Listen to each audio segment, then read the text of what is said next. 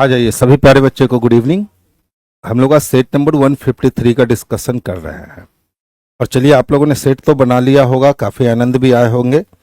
अब देख लेते हैं कितना आपने सही किया, जो नहीं बना उसका डिस्कशन देख लीजिए और गलतियों का कलेक्शन स्टार्ट कर दीजिए, क्योंकि आपके एग्ज़ाम डेट कभी भी आ सकते हैं और रैंडमली कभी भी 15 से 20 दिनों में आपका एग्ज़ाम की स्थिति परिस्थिति बदल सकती है। तो अब स्थिति और परिस्थिति ये आ गई है बच्चे कि कभी भी 15 दिन पहले या 20 दिन पहले एग्जाम डेट देगा, एडमिट कार्ड 2 दिन में भेजेगा और कहेगा ये एग्जाम दीजिए। तो अभी का समय जो है काफ़ी क्रूशियल समय है, तो इसको थोड़ा सा इत्मीनान से और मस्ती से बिता दीजिए। समय बीत जाएगा, फिर लौट कर आएगा नहीं। अब जैसे देखिए, अगर यही हम बात करें बाबू, तो 5 ही लोग हैं ना, एक सीधी पंक्ति पर उत्तर की ओर मुख करके बैठे हैं। और इतने सालों में हम लोग ये चीज स्पष्ट रूप से सीख चुके हैं कि जब उत्तर की ओर फेस हो तो राइट किधर होना है और लेफ्ट किधर होना है। अब देखिए, पहला लाइन कहता है कि सर क्यू जो है ना वो एस के बाएं निकटतम स्थान पर बैठा है, यानी जहां भी आप एस को बैठाओगे उसके बाएं निकटतम स्थान पे क्यू को जगह मिलेगी। तो 5 सीट में से 2 सीट कैप्चर हो गए। आगे चल दीजिए। आर और टी के मध्य केवल 3 व्यक्ति बैठ सकते हैं। तो आर और टी के मध्य केवल कितने व्यक्ति? तो केवल 3 व्यक्ति बैठ सकते हैं, यानी वाइस वर्सा केस चलेगा।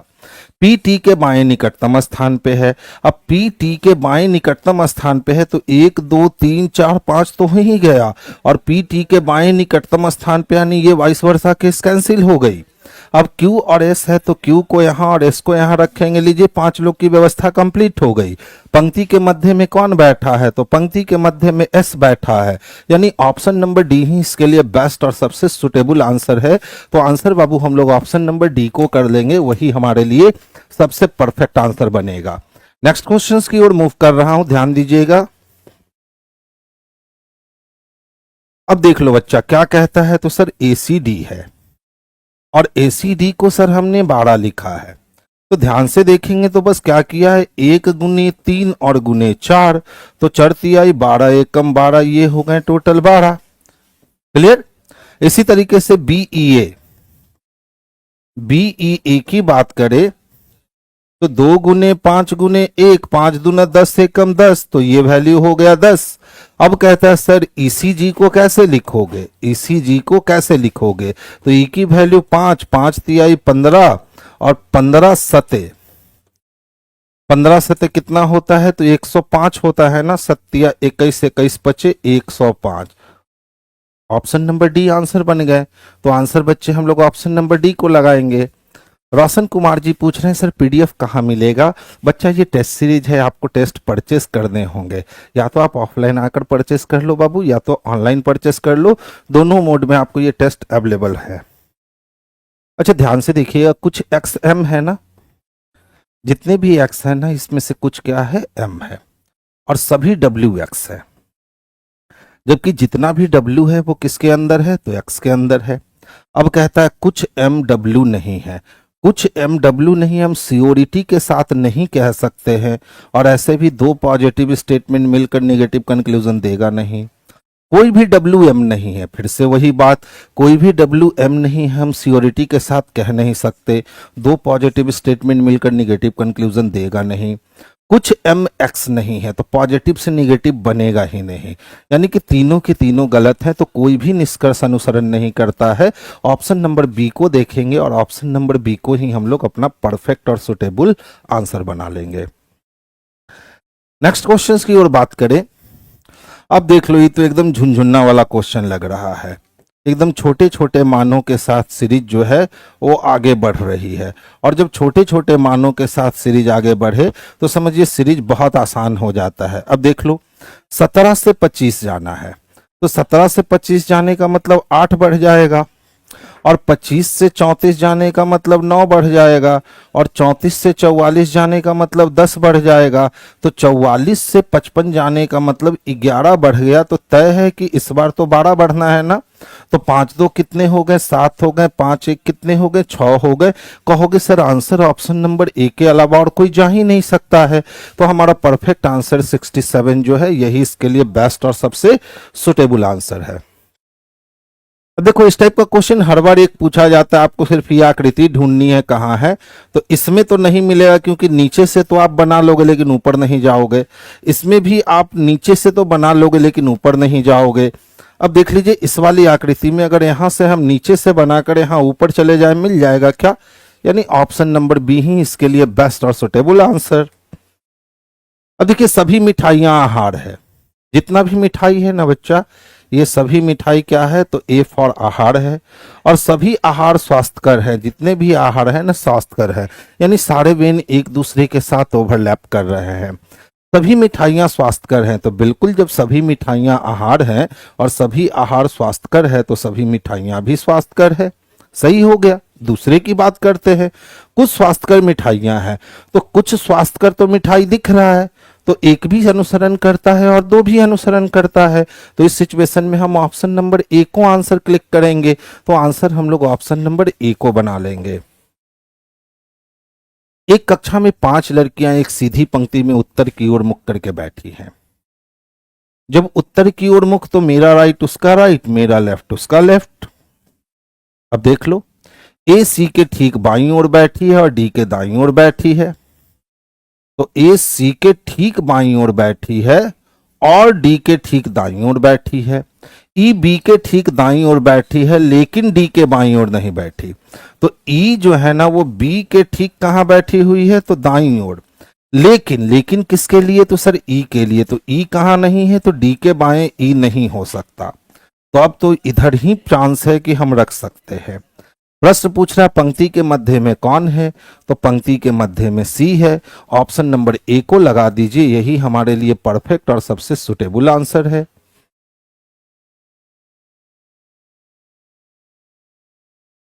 अब देख लो, ध्यान से समझना। प्लस की बात करें तो पहले 2 घर आगे गया, फिर सेम रह गया, फिर सेम रह गया, फिर सेम रह गया, तो अब प्लस सेम रह जाएगा। ठीक है। अब देखिए माइनस पहले सेम था, फिर सेम था, फिर 2 घर आगे 2 सेम रहा, तो फिर सेम रह जाएगा। यानी ये दोनों ऑप्शन कैंसिल हो गए। फिर देख लो, ट्रायंगल सेम है, सेम है, सेम है, फिर 2 घर आगे फिर वही सेम रहा, तो अब ट्रायंगल भी यहां सेम रहेगा। दोनों में है। अब देख लो दोनों में अंतर कहां दिख रहा है? तो यहां पे अंतर दिख रहा है ना। अब देख लेते हैं सर यहां क्या आने वाला है, तो डार्क वाले को पकड़िए।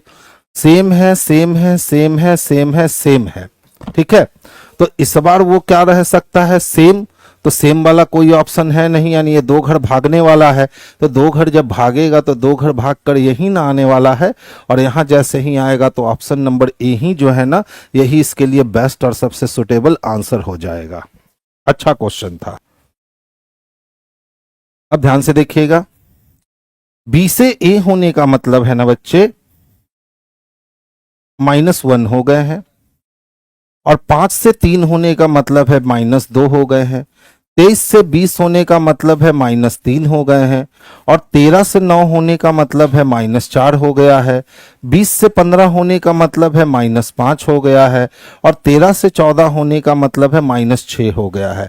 यानी पूरी व्यवस्था में अगर हम बात करते हैं तो -1 से लेकर के -6 तक का गेम गया है। अब देख लो, तो 17 में 1 घटाएंगे 16 होगा, सब में है। 20 में 2 घटाएंगे 18 सब में है। 18 में 3 15 सब में है। 10 में 4 घटाएंगे तो 6 आएगा, बाकी में है।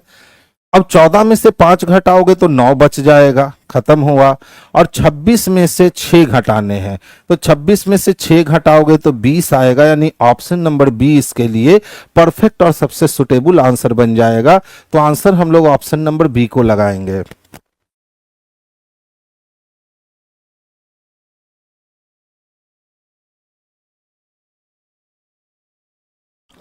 देखिए, अगर हम 7 का क्यूब करते हैं ना बच्चे, तो ये 343 होता है। अगर इसमें हम लोग 2 को ऐड कर लेते हैं ना, तो ये वैल्यू 345 के पास बिल्कुल एग्जैक्ट मिलेगा। इसी तरह से अगर हम 5 का क्यूब कर देते हैं ना, तो ये वैल्यू 125 दिखेगा। और इसमें अगर हम लोग 2 को ऐड कर लेते हैं ना, तो ये वैल्यू 127 दिखने लगा। तो अब सेम कंडीशन में आप 6 का क्यूब कर दो, तो 6 का क्यूब तो 216 होता है, और 216 में अगर आप 2 को ऐड करोगे ना बाबू तो 218 आ जाएंगे। और 218 किस में दे रखा है, तो ऑप्शन नंबर ए में दे रखा है। एकदम झुनझुन्ना टाइप का क्वेश्चन था, जो आसानी से बनने वाला क्वेश्चन था। तो अभी तक जितने भी क्वेश्चन हमने देखे हैं, किसी क्वेश्चन में वैसा नहीं लगा कि आपका रास्ता रोक दे। अब देखिए, कहता है कि सर इन दोनों को प्लेस चेंज कर दीजिए और उसके बाद कैलकुलेशन कीजिए। अब मान 81 आना चाहिए, ठीक है। तो ये आप खुद कर लोगे, क्योंकि इसमें अगर ऑप्शन ए रहा तो आसान काम, ऑप्शन डी रहा तो फिर मेहनत बढ़ेगा। अब ध्यान दीजिएगा, अगर मिरर के इस साइड देखें ना तो सर्किल जैसा है सर्किल वैसा ही रह जाएगा। ये वाला देखो, ये कॉर्नर इधर कटा है ना, तो ये कॉर्नर इधर कट जाएगा, और यहां से एक यहां से इस तरह से कटेगा। अब ये दोनों नीचे जा रहा है ना, तो यहां भी दोनों नीचे जाएगा। तो पहले इतना ही पे देखिए कौन कौन बचा, ये बचा, ये बचा, ये कैंसिल हो गया, ठीक है। अब देखो, ये जो ट्रायंगल नुमा संरचना दिख रही है ना, ट्रायंगल नुमा संरचना में कोई अंतर नहीं आएगा, वो डायमंड इसी तरह से रहेगा।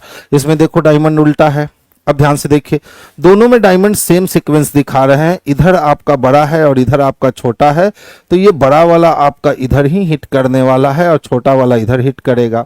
अब इसकी बात करें तो देखिए, डायमंड जहां बना हुआ है ना, इसके नॉक से लेता है। इसमें देखिए यहाँ डायमंड के नॉक के ऊपर चला गया है, इसीलिए सी नंबर कैंसिल हो गया और ए नंबर इसके लिए प्रॉपर और सबसे बेस्ट आंसर हो गए। तो आंसर हम लोग ऑप्शन नंबर ए को करेंगे। अब ध्यान से देखोगे, हर के लिए कुट चाहिए कि क्या होगा कुट। हर यहां दिख रहा है ना, इसको जानने वाला वाइट है और इसको जानने वाला काऊ है। अगर ध्यान से देखें तो इसमें भी काऊ है और इसमें भी काऊ है। इसका मतलब इसके कोड और इसके कोड में कुछ तो कॉमन है, तो दोनों के कोड में 6 कॉमन है। अगर फिर से देखें तो व्हाइट यहां भी है और व्हाइट यहां भी है ना। तो अब इसके कोड और इसके कोड में 7 कॉमन है। अब किसको नहीं काट सके, तो सर 2 को नहीं काट सके, तो हर के लिए हमारा कोड जो है ना बच्चे वो 2 हो जाएगा, जो कि बिल्कुल आसान तरीके से हम लोग यहां डिजाइन कर सकते हैं। अच्छा ध्यान से देखिएगा, क्या है हमारे पास, CYLI ND TR है। क्या लिखता है, CYL JND F और R। कुछ भी तो नहीं किया, कॉन्सोनेंट जितने थे उसको सेम रहने दिया और वॉवेल में 1 जोड़ दिया। बस इतना ही काम किया गया है। जो भी कॉन्सोनेंट है उसको सेम छोड़ दिया गया और वॉवेल में बस 1 जोड़ दिए गए। किसके लिए चाहिए, QU EU EI NG के लिए चाहिए। कॉन्सोनेंट को सेम छोड़ दो, कुछ करना ही नहीं है। वॉवेल में 1 जोड़ दो, 21 से 22 हो गया, 5 से 6 हो गए, 21 से 22 हो गया, 5 से 6 हो गए, 9 से 10 हो गया। ये वाली ऑप्शन ढूंढ लो कहां है। क्यू भी एफ भी चाहिए, उसके बाद ई नहीं चाहिए, क्यू एफ नहीं चाहिए, आर नहीं चाहिए। जब 3 को काट दिए तो चौथा नंबर जो बच गया यही इसके लिए बेस्ट और सबसे सुटेबल आंसर हो गए। तो आंसर बच्चे हम लोग ऑप्शन नंबर डी को कर लेंगे, जो बेस्ट और सबसे परफेक्ट आंसर है। नेक्स्ट क्वेश्चंस की ओर मूव करेंगे। अब देखिए, बस इस वाली आकृति को पूरी कर देनी है। तो जब इस वाली आकृति को आप पूरी करने जाओगे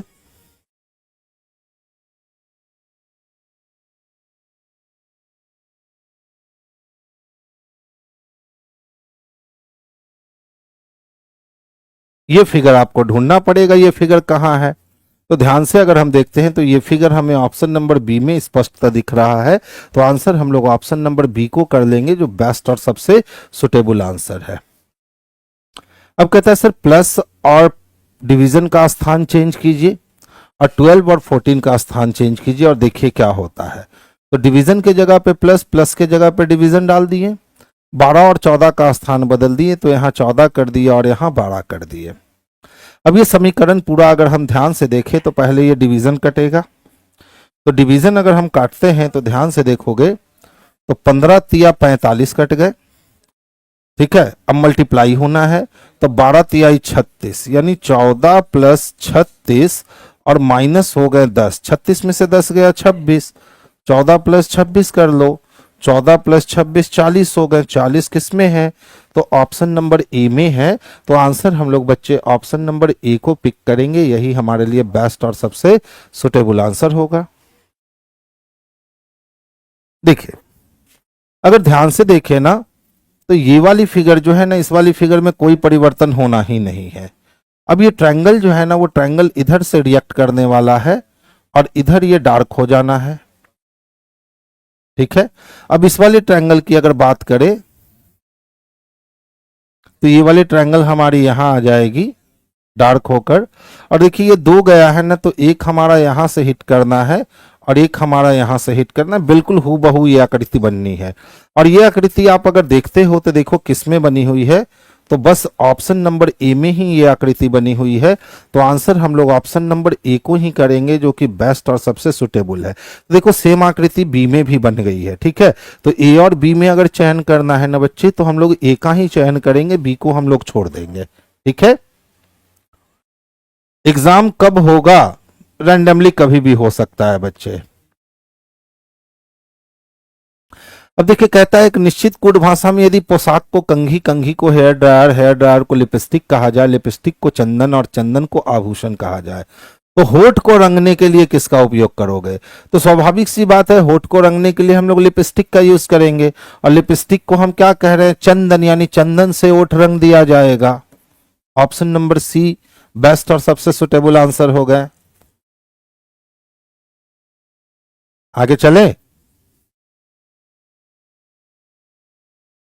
अब देखिए कहता है कि सर निम्नलिखित समीकरण को सही करने के लिए कौन से दो संख्याओं को परस्पर बदलना चाहिए? तो आप बदल करके देख लोगे, अगर ऑप्शन नंबर ए होगा तो आसान काम, और ऑप्शन नंबर डी होगा तो थोड़ा सा टेढ़ा काम है। 7 लड़कियां हैं, B1 B2 B3 B4 B5 B6 B7 के भारों की तुलना की गई, किन्हीं भी दो लड़कों का भार जो है वो एक समान नहीं है। तो चलिए सबसे पहले हम क्या कर लेते हैं कि 7 लोगों की व्यवस्था कर लेते हैं, ठीक है।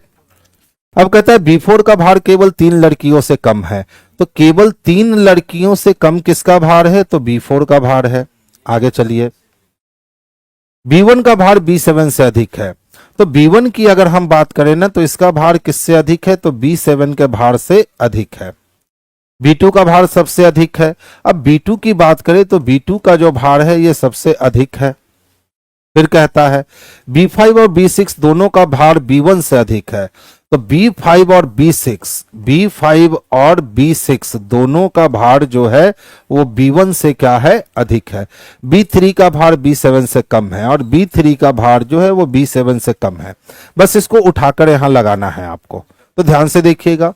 1 2 तो आपने देख लिया, 3 4 5 6 7 हो गए, यानी 7 नंबर पे हम लोग B3 लगा लेंगे, 6 नंबर पर हम लोग B7 लगा लेंगे, 1 नंबर पे हम लोग B1 को लगा लेंगे, और 5 और 6 तो B5 यहां आएगा और B6 यहां आएगा, या B6 यहां आएगा और B5 जो है वो यहां आएगा। इसके साथ 22 वर्षा केस जाएगा। कितने लड़कों का भार B1 से कम है? तो B1 से बस 2 लड़कों का भार कम है, और 2 लड़कों का भार किस में दे रखा है? तो सी नंबर ऑप्शन में दे रखा है बच्चे, तो आंसर सी लगा लेंगे। विकास सर नहीं पढ़ाते हैं क्या प्लेटफॉर्म में? नहीं बच्चे, अब विकास सर प्लेटफॉर्म में नहीं पढ़ाते हैं, और बिल्कुल है विलेज टीचर पे पढ़ाते हैं क्या सर? हाँ बिल्कुल विलेज टीचर पे ही पढ़ाते हैं। अब देखिए ध्यान से अगर देखोगे ना, तो 1 से 2 2 से 3 3 से 4, तो अगली तो 5 होनी है। अब जो ऊपर में था सेम रह जाता है, जो नीचे आता है सेम, फिर ऊपर आया फिर नीचे आया, तो ये सेम रह जाएगा, बस एक बार ऊपर आ जाना है। तो देखिए तो ये तो कैंसिल हो गया क्योंकि डार्क नहीं आना है। इसमें देखिए बॉक्स बना हुआ है तो ये भी कैंसिल हो गया। अब इसमें देख लीजिए नीचे है तो ये भी कैंसिल हो गया। हम किसको नहीं काट सकते हैं? तो डी को नहीं काट सकते हैं, तो हम लोग आंसर डी को लगा लेंगे, यही इसके लिए बेस्ट और सबसे सुटेबल आंसर है। अच्छा देखिए कॉफी की बात करें,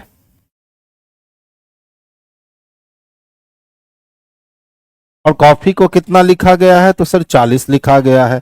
देख लो तो छः छः 12 3 15, 15 15 30 और 30 और 5 45, 30 5 35 5 40। इसका मतलब है कि इसके रियल वैल्यू को बस आपस में क्या कर दिया गया है, जोड़ दिया गया है। बस रियल वैल्यू को आपस में जोड़ दिया गया है और ये जोड़ करके 40 पूरा कर दिया गया। अब कहता है सर टी के लिए क्या लिखोगे? देखिए 5 1 6 और 20 6 26, तो टीचर के लिए हम लोग 26 लिखने वाले हैं, यानी ऑप्शन नंबर डी लिखने वाले हैं। आप जोड़ करके देख सकते हैं, 20 + 5 + 1 आप कर लोगे, आपकी वैल्यू 26 आ जाएगी। तो आंसर हमारा 26 हो गया। 7 मित्र ABCDEFG एक महाविद्यालय में पढ़ाते हैं। उनमें से F और G क्रमशः दूसरे सबसे बड़े और सबसे बड़े हैं। चलिए, यानी इसकी बात भी कर ले तो रैंकिंग बेस्ड क्वेश्चन है और 7 लोगों की बात हो रही है, तो पहले आप 7 लोगों की व्यवस्था कर लो। अब कहता है उनमें से F और G क्रमशः दूसरा सबसे बड़ा और सबसे बड़ा है, यानी F दूसरा सबसे बड़ा है और G जो है ना वो सबसे बड़ा है। E केवल A और C से बड़ा है, तो E बड़ा तो है लेकिन किससे? तो केवल AC से बड़ा है। ई बड़ा तो है लेकिन केवल AC से बड़ा है। डी चौथा सबसे बड़ा है और डी की बात करें तो डी चौथा सबसे बड़ा है। फिर कहता है ए सबसे छोटा नहीं है, तो जब ए सबसे छोटा नहीं है इसका मतलब है सी सबसे छोटा होगा और ए 6 नंबर पे होगा। कितने मित्र ई से बड़े हैं? तो ई से 1 2 3 4 मित्र बड़े हैं, यानी ऑप्शन नंबर ए जो हो जाएगा बाबू, यही इसके लिए बेस्ट और सबसे परफेक्ट आंसर होगा।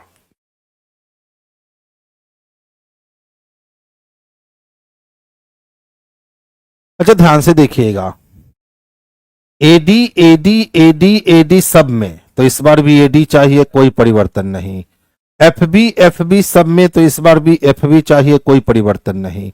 ईसी सब में, तो इसमें भी ईसी कोई परिवर्तन नहीं। परिवर्तन है कहां? देखिए, ए से शुरू होता है सी पे रुका, फिर ए से शुरू होके डी पे रुका और फिर ए से शुरू होके ई पे रुका। अब देखिए, ये बी से शुरू होके डी पे रुका, अब बी से शुरू होके ई पे रुका, तो अगली बार जब हम देखने जाएंगे इसको तो ये बी से शुरू होके और एफ पे रुकेगा। ऑप्शन नंबर बी, इसको छोड़कर और कोई जा ही नहीं सकता है, तो आंसर हम लोग ऑप्शन नंबर बी को लगाएंगे जो बेस्ट और सबसे सुटेबल आंसर है। बस उस लाइन से ही पकड़ा गया, एक्स्ट्रा दिमाग खर्च करने की जरूरत इसमें थी नहीं। अब देखो, अगर हम इस वाले की बात करें ना और मिरर को इस साइड रख देते हैं ना, तो क्या होना है कि ये तो जैसा है वैसा ही रह जाएगा। बस ये वाली बॉक्स आपकी इधर घूम कर आ जाएगी और ये वाली बॉक्स जो है ना आपकी इधर घूम कर आ जाएगी। अब ये वाली फिगर देख लो किस में दिख रही है, तो ऑप्शन नंबर सी में स्पष्ट रूप से दिख रही है। तो आंसर हम लोग ऑप्शन नंबर सी को करेंगे जो बेस्ट और सबसे सुटेबल आंसर है। अब देखिए, आपसी परिवर्तन पे आधारित है। पहला लेटर अंतिम फर्स्ट बना, जो फर्स्ट था वो सेकंड बना, तो जो आर है वो फर्स्ट बनेगा और जो फर्स्ट है पी वो सेकंड बनेगा और जो बीच में है वो सबसे लास्ट जाएगा। RPA चाहिए हमें, RPA ऑप्शन नंबर डी में दिख रहा है। आज औसतन बात करें ना तो क्वेश्चन इजी है। अब देख लो, ये तो बिल्कुल आसान काम है ना, हमको ये वाली आकृति पूरी करनी है।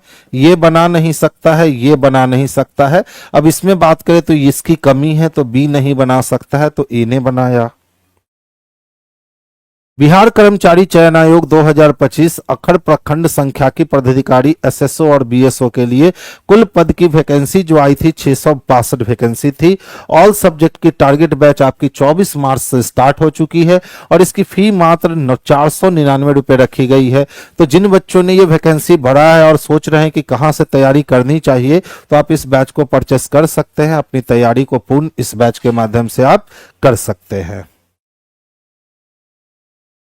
अच्छा ध्यान से देखिएगा, H नीचे आया, C ने B का प्लेस लिया, B ने R का प्लेस लिया, R ने H का प्लेस लिया।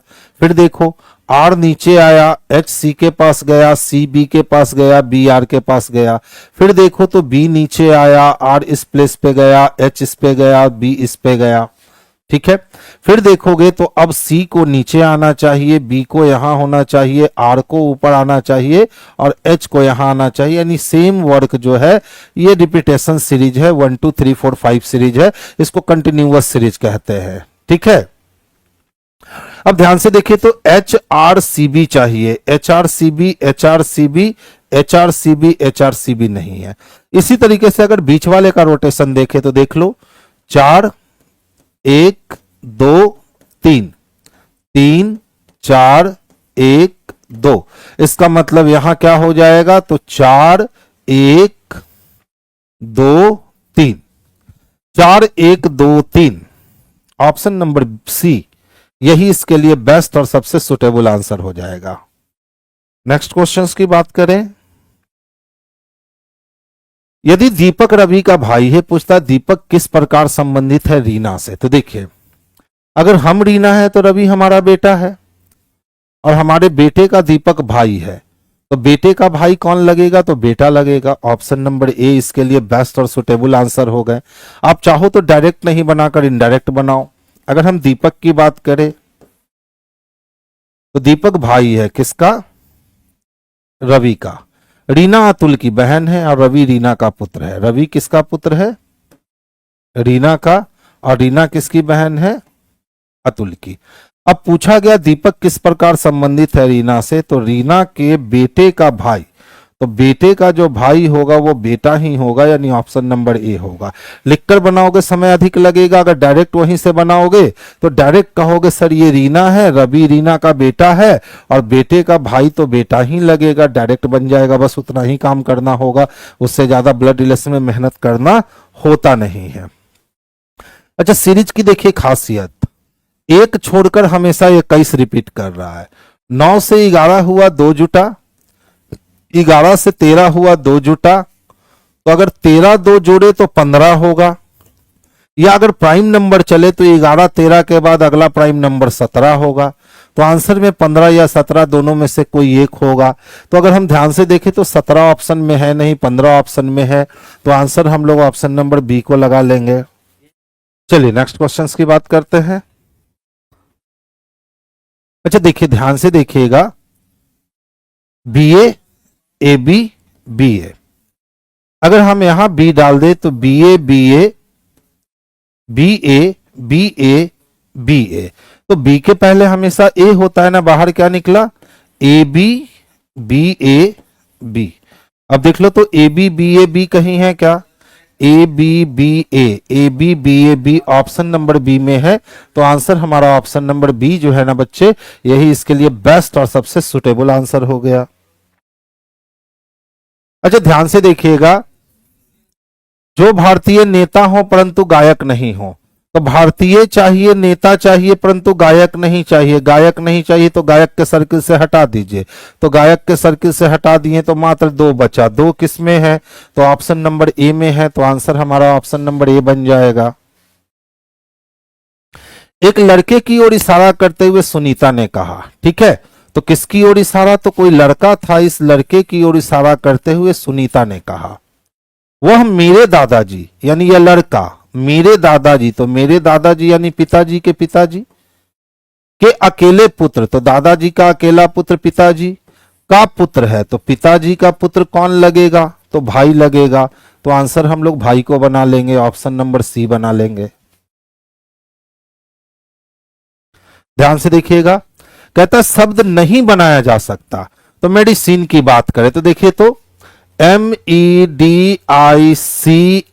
डबल आई तो है नहीं और यहां डबल आई यूज कर दिया गया है, तो डबल आई है नहीं और डबल आई यूज कर दिया गया है, तो यही शब्द नहीं बन सकता, यानी ऑप्शन नंबर ए जो है ना बाबू, यही इसके लिए बेस्ट और सबसे सुटेबल आंसर है। 6 का क्यूब 216, 8 का क्यूब 512, तो 10 का क्यूब 1000, इस वाले से कोई मतलब है ही नहीं इसमें। 6 का क्यूब 216, 8 का क्यूब 512, तो 10 का क्यूब 1000। अच्छा ध्यान से देखिएगा, ए के बाद डैश डाल के बी लिखा है, यहां डबल सी दे रखा है, तो ए डबल सी, तो डबल सी के बाद डी है, नहीं, तो सी के बाद डी। इसका मतलब double A B C D. अब A double B C D, A B double C D और A B C double D चाहिए। सीरीज बन गया double A B C D, A double B C D, A B double C D और A B C double D. बाहर क्या निकला बच्चे? A D B B A D. अब देख लो A D B B A D किस में दे रखा है? तो ऑप्शन नंबर सी में दे रखा है बाबू। तो आंसर हम लोग का ऑप्शन नंबर सी जो है ना, यही इसके लिए बेस्ट और सबसे सुटेबल आंसर है।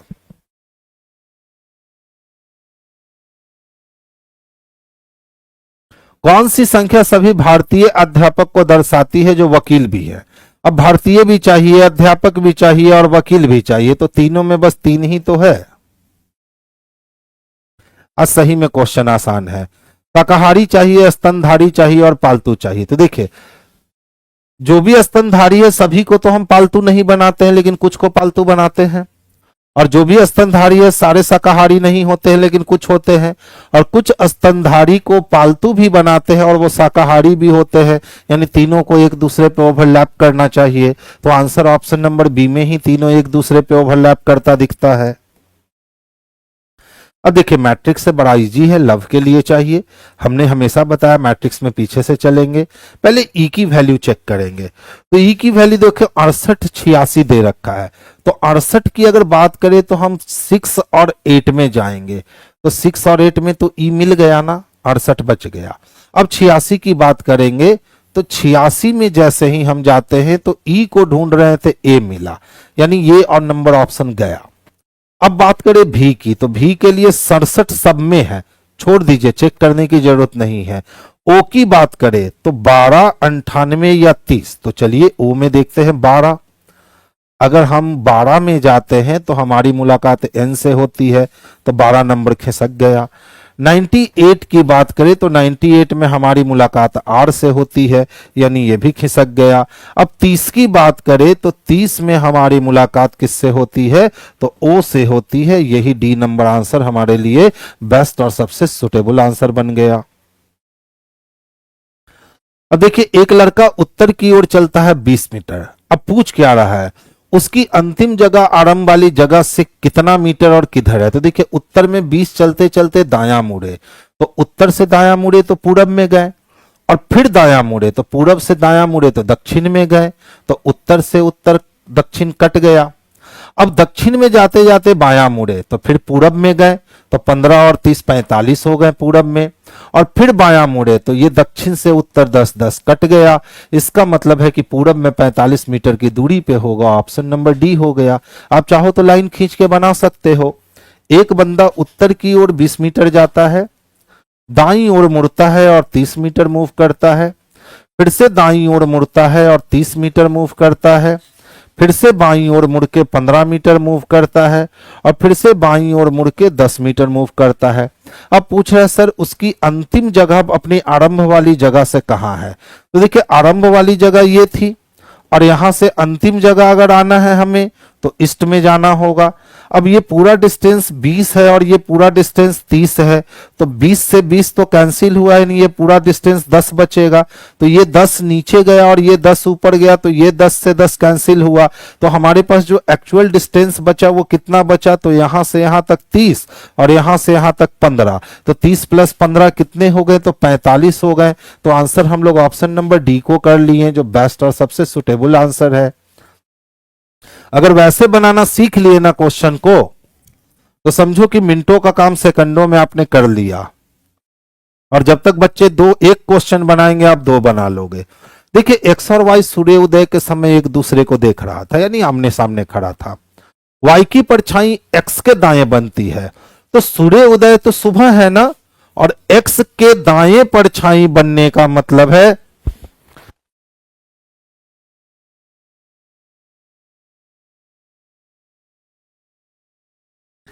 y की परछाई x के दाएं बन रही है, तो x के दाएं यानी x दक्षिण देख रहा है। तो जब x दक्षिण में देख रहा है तो y उत्तर में देख रहा होगा। डायरेक्ट आंसर सी को लगाएंगे।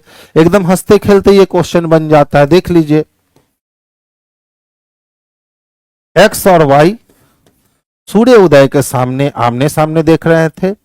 अब y का ये दायां हो गया और y का ये बायां हो गया, इसी तरह x का ये दायां बायां हो गया और x का ये दायां हो गया।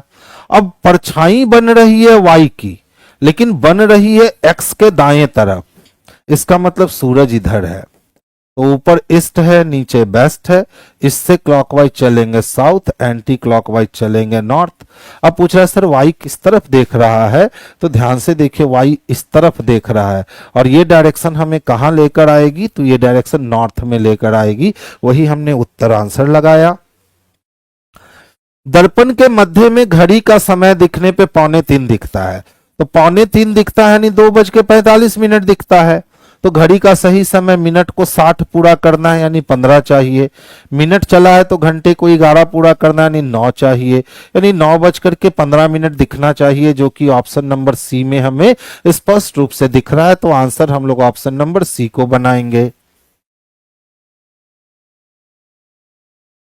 बिहार एसएससी ग्रेजुएट लेवल के लिए target batch 2025 live plus recorded video आप मात्र 499 रुपए में परचेस कर सकते हैं।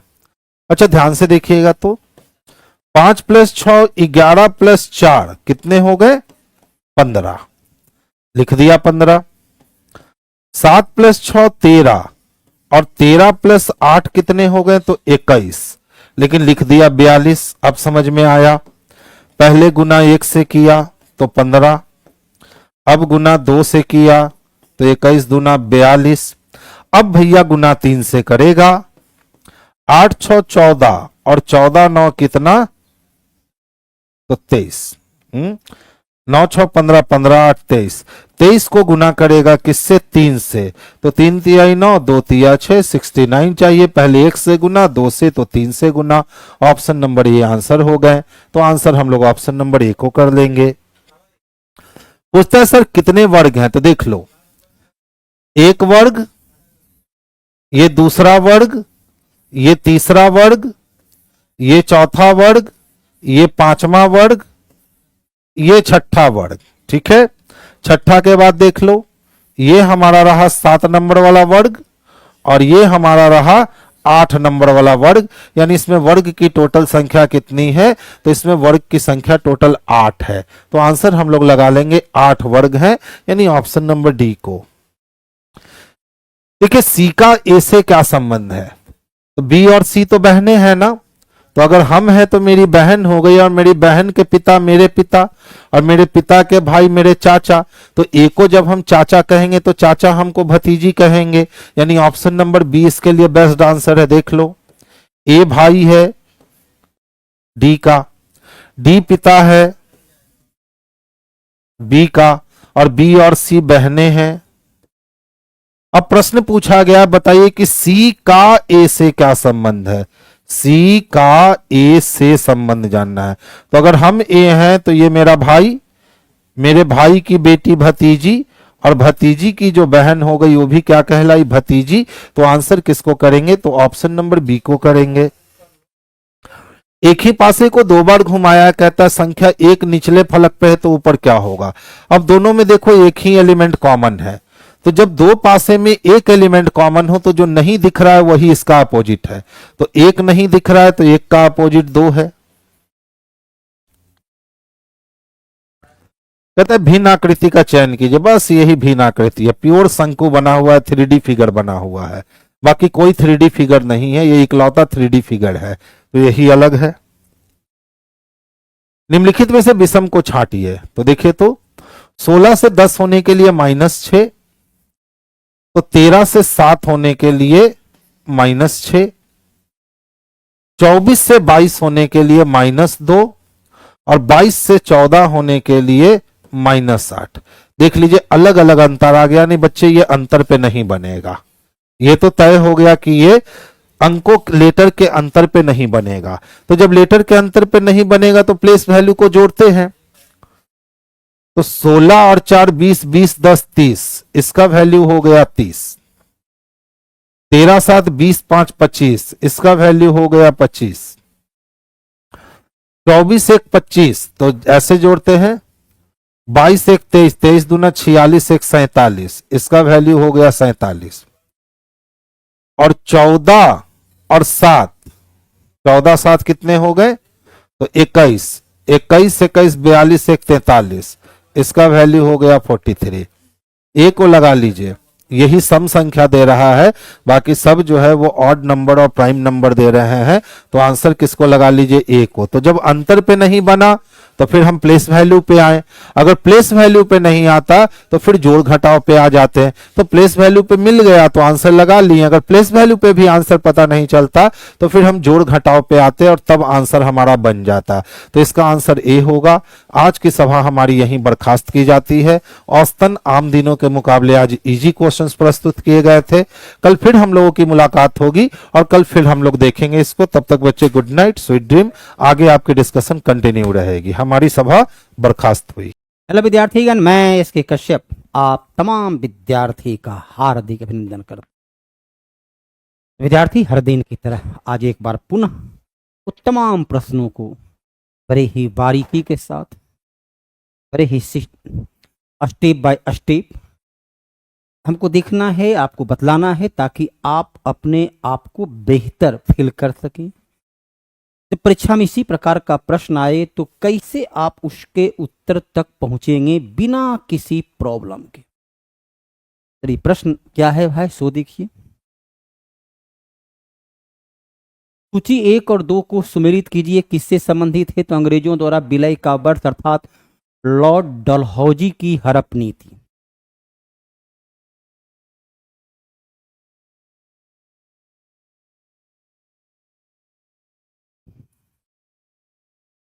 लॉर्ड डलहौजी की हड़प नीति के तहत जो है, डॉक्ट्रिन ऑफ लैप्स के तहत जो 1848 से 1856 तक उसका कार्यकाल रहा। सबसे पहले 1848 में वह सतारा को, 1848 में सतारा को, 1849 में संभलपुर को, अवध को 1856 में कुशासन के नाम पर, ये सबसे अंत में था झांसी 1853 में। तो लॉर्ड डलहौजी ने अपने हड़प नीति के तहत भारतीय राज्यों का जो अपहरण किया, भारतीय राज्यों को जो अपने राज्य में मिलाया, उससे संबंधित ये प्रश्न आपके सामने पूछा जा रहा है। तो दो के बाद एक, 2 के बाद 1, चलिए दोनों जगह है, फिर 4 और 3 है ना, 2 1 4 3, 2 1 4 3, अर्थात आंसर क्या होता है? आंसर आपका हो जाता है बी। आंसर क्या होता है? आंसर हो जाता है बी। तो 2 1 4 3 के तहत जो है सो आपका यह आंसर हाजिर है। अगला जो है, क्रांतिकारी गतिविधि संगठनों का चयन कीजिए। अब देखिए, अभिनव भारत गुप्त क्रांतिकारी संगठन है। 1904 में बीडी सावरकर इसके संस्थापक थे। बीडी सावरकर इसके संस्थापक थे। अनुशीलन समिति 1902 ईस्वी में। परमथनाथ मित्र इसके संस्थापक है। और न्यू नेशनलिस्ट पार्टी, तो भारत में कोई ऐसी पार्टी का गठन, भारत में ऐसी कोई पार्टी गठन जो है कहीं हुआ ही तो मुझे पता ही नहीं है भाई, मुझे ये ज्ञात नहीं है। और 1888 में इंडियन पेट्रियोटिक एसोसिएशन का स्थापना किया गया 1888 में। और सर सैयद अहमद खान, सर सैयद अहमद खान के द्वारा। और बनारस का राजा शिव प्रसाद सिंह, बनारस का राजा शिव प्रसाद सिंह के द्वारा इसकी स्थापना। ये पार्टी न्यू नेशनलिस्ट पार्टी, तो मुझे ज्ञात ही नहीं है कि भाई भारत में इसकी कभी कोई स्थापना हुई नहीं। इसके बारे में चलिए 3 के आधार पर उत्तर लगाते हैं। चलिए यहाँ 3 है ही। क्रांतिकारी गतिविधियां में संलिप्त है, तो क्रांतिकारी गतिविधियां में 1 और 2 संलिप्त है। ये क्रांतिकारी गतिविधियां थी नहीं। ये तो 1888 में सर सैयद अहमद खान एक राजनीतिक दल था, और न्यू नेशनलिस्ट पार्टी भारत में तो इसकी स्थापना हुई ही नहीं। उत्तर केवल तो अभिनव भारत, बीडी सावरकर क्रांतिकारी गुप्त क्रांतिकारी संगठन था। अनुशीलन समिति 1902। परमथनाथ मित्र जो 1907 से, वस्तुतः देखा जाए तो 1907 से इससे क्रांतिकारी गतिविधियां में गुप्त क्रांतिकारी संगठन के रूप में यह तब्दील हो गया। तो ये स्तूप क्या है? वह स्तूप सांची का स्तूप। यकीनन तौर पर सभी विद्यार्थियों को पता होगा कि इस स्तूप का निर्माण अशोक के द्वारा करवाया गया। स्तूप होता है तो क्या होता है? बौद्ध धर्म में गौतम बुद्ध की मृत्यु के बाद उनके सब अवशेष को 8 भागों में बांटकर 8 स्तूप का निर्माण किया गया। तो स्तूप क्या है? बौद्ध धर्म से संबंधित कुछ अवशेष को सुरक्षित रखने के लिए, सुरक्षित रखने के लिए क्या करते हैं? जमीन पर रख करके उसके ऊपर एक ऊंचे टीले बना देते हैं, उसे कहते हैं स्तूप। तो सांची का स्तूप का निर्माण अशोक ने करवाया और इसका पुनर्निर्माण या मरम्मत और इसका तोरण द्वार पुष्यमित्र शुंग ने करवाया। 1 का 2 देखिए, केवल एक ही जगह है, यहीं सबका उत्तर। चित्रकारी मध्य प्रदेश के बाघ का गुफा में चित्रकारी, जो बौद्ध धर्म से संबंधित है, ये जो है बौद्ध धर्म से संबंधित है। कनिष्क की सिर विहीन मूर्ति। कनिष्क की द्वितीय राजधानी कहाँ थी? कनिष्क की द्वितीय राजधानी मथुरा कनिष्क की हुआ करती थी। और देवगढ़ का दशावतार का मंदिर फेमस है, ये गुप्त काल का मंदिर है। यूं कहिए भारत का जो है ज्ञात अब तक जो स्रोत है सबसे पुराना मंदिर है, जो भगवान विष्णु को समर्पित मंदिर है। गुप्त काल में मंदिर का निर्माण किया गया था। जब सर्वोच्च न्यायालय किसी व्यक्ति अथवा संस्था को उसके दायित्व के निर्वहन हेतु लेख जारी करता है, आपको ज्ञात है कि अनुच्छेद 32 के तहत कोई भी नागरिक सीधे सर्वोच्च न्यायालय में मौलिक अधिकार के संरक्षण के लिए मुकदमा दर्ज कर सकता है। और मौलिक अधिकार के संरक्षण में न्यायालय 5 प्रकार का रिट जारी करता है। उत्प्रेषण तो वास्तव में ये हाईकोर्ट जारी करता है। अनुच्छेद 226 के आधार पर हाईकोर्ट, 32 के आधार पर सुप्रीम कोर्ट रिट जारी करता है। उत्प्रेषण क्या कहता है? आपने पढ़ा होगा, उत्क्रमित मध्य विद्यालय। पहले वो प्राइमरी स्कूल था, अब उसको मध्य विद्यालय में ऊपर से थोड़ा सा नीचे कर दिया, पुश कर दिया गया। उसी प्रकार यहाँ है कि नीचे अधीनस्थ न्यायालय मुकदमा है, इसके ऊपर के न्यायालय में, इसलिए इसे बोलते हैं, उसकी जांच पड़ताल करके, परीक्षण करके मुकदमा क्यों पेंडिंग रखे हुए हैं, शीघ्र सुनवाई। इसे पोस्टमार्टम भी, इसे जो है फंडामेंटल राइट का, मौलिक अधिकार का पोस्टमार्टम के नाम से भी जाना जाता है। उत्प्रेषण क्या है? अधीनस्थ न्यायालय लोअर कोर्ट में, अधीनस्थ न्यायालय में लंबित, पेंडिंग, लंबित मुकदमा को अपने पास मंगवाने के लिए, ऊपर के न्यायालय में भेजने के लिए जो जारी होता है उसे उत्प्रेषण का अधिकार परीक्षा। ये अथॉरिटी आपको किसने दिया? प्रत्येक पद को प्राप्त करने की कुछ निश्चित अवधिगुण होता है, कुछ निश्चित योग्यता होती है। यदि किसी अयोग्य व्यक्ति को यदि लोक पद सौंप दी जाती है तो न्यायालय कहता है उस अयोग्य व्यक्ति को उस पद से हटाइए और उचित व्यक्ति को जो योग्यता रखता है उसे उस पद पर नियुक्त कीजिए। अधिकार परीक्षा ये अथॉरिटी किसने दिया? कि गलत व्यक्ति को, बिना योग्य व्यक्ति को आपने चुन दिया। बंदी प्रत्यक्षीकरण, बंदी बनाए गए, बंदी प्रत्यक्ष उपस्थित करना है तो बंदी बनाए गए, जिन्हें बंदी बनाया गया है, गिरफ्तार किया गया है, चाहे पुलिस बल ने किया या कोई आम नागरिक किसी को बंदी बना लिए हैं, तो बंदी बनाए गए व्यक्ति को 24 घंटा के अंदर न्यायालय में उपस्थित करने के लिए जब आदेश दी जाती तो उसे बंदी प्रत्यक्षीकरण, परमादेश। मैं आदेश देता हूं, परम आदेश, कि जिस काम के लिए आपको नियुक्त किया गया है, जिस काम के लिए अथॉरिटी आपको दी गई है, अपने काम को, अपने अधिकार का ईमानदारी और कर्तव्यनिष्ठा के साथ, समय के साथ आप प्रयोग करें, क्योंकि देर होना खुद ही अन्याय का कारण है। यहाँ है परमादेश। तो सर्वोच्च न्यायालय या उच्च न्यायालय कि आप अपना आदेश को जारी पूरा करें, क्योंकि मैं आपको आदेश देता हूं कि आपको जिस काम के लिए नियुक्त किया गया वो काम को पूरा करें। इस संवैधानिक संशोधन अधिनियम ने मौलिक अधिकार की सूची संपत्ति के अधिकार को, विद्यार्थीगण मैंने पहले कहा कि थोड़ी सी आज वक्त की तकाजा है, कुछ आवश्यकता है, इसलिए मैं आपके कमेंट को नहीं पढ़ रहा हूं, क्योंकि कमेंट पढ़ने पर थोड़ी सी विलंब होती है और कोई सा महत्वपूर्ण कमेंट ज़्यादा होता भी नहीं है। क्वेश्चन पूरी तरह स्टेप बाय स्टेप हर विकल्प को आपको पूरी विस्तार के साथ चर्चा की जाएगी, उसमें कहीं भी कोई कटौती नहीं होगी। हाँ, कमेंट में देखने में जो समय लगता है उसको हम काट रहे हैं, क्योंकि थोड़ी सी वक्त में आगत है, आज कुछ काम है तो हमें समय से छोड़ना होगा, इसलिए कमेंट को केवल नहीं देख रहे हैं। 33वां संविधान संशोधन अधिनियम 1975। तब देखिए ये और ये 3 संशोधन उस वक्त किया गया जब देश में आपातकाल लागू था। 3 संशोधन उस वक्त किया गया जब देश में आपातकाल लागू था।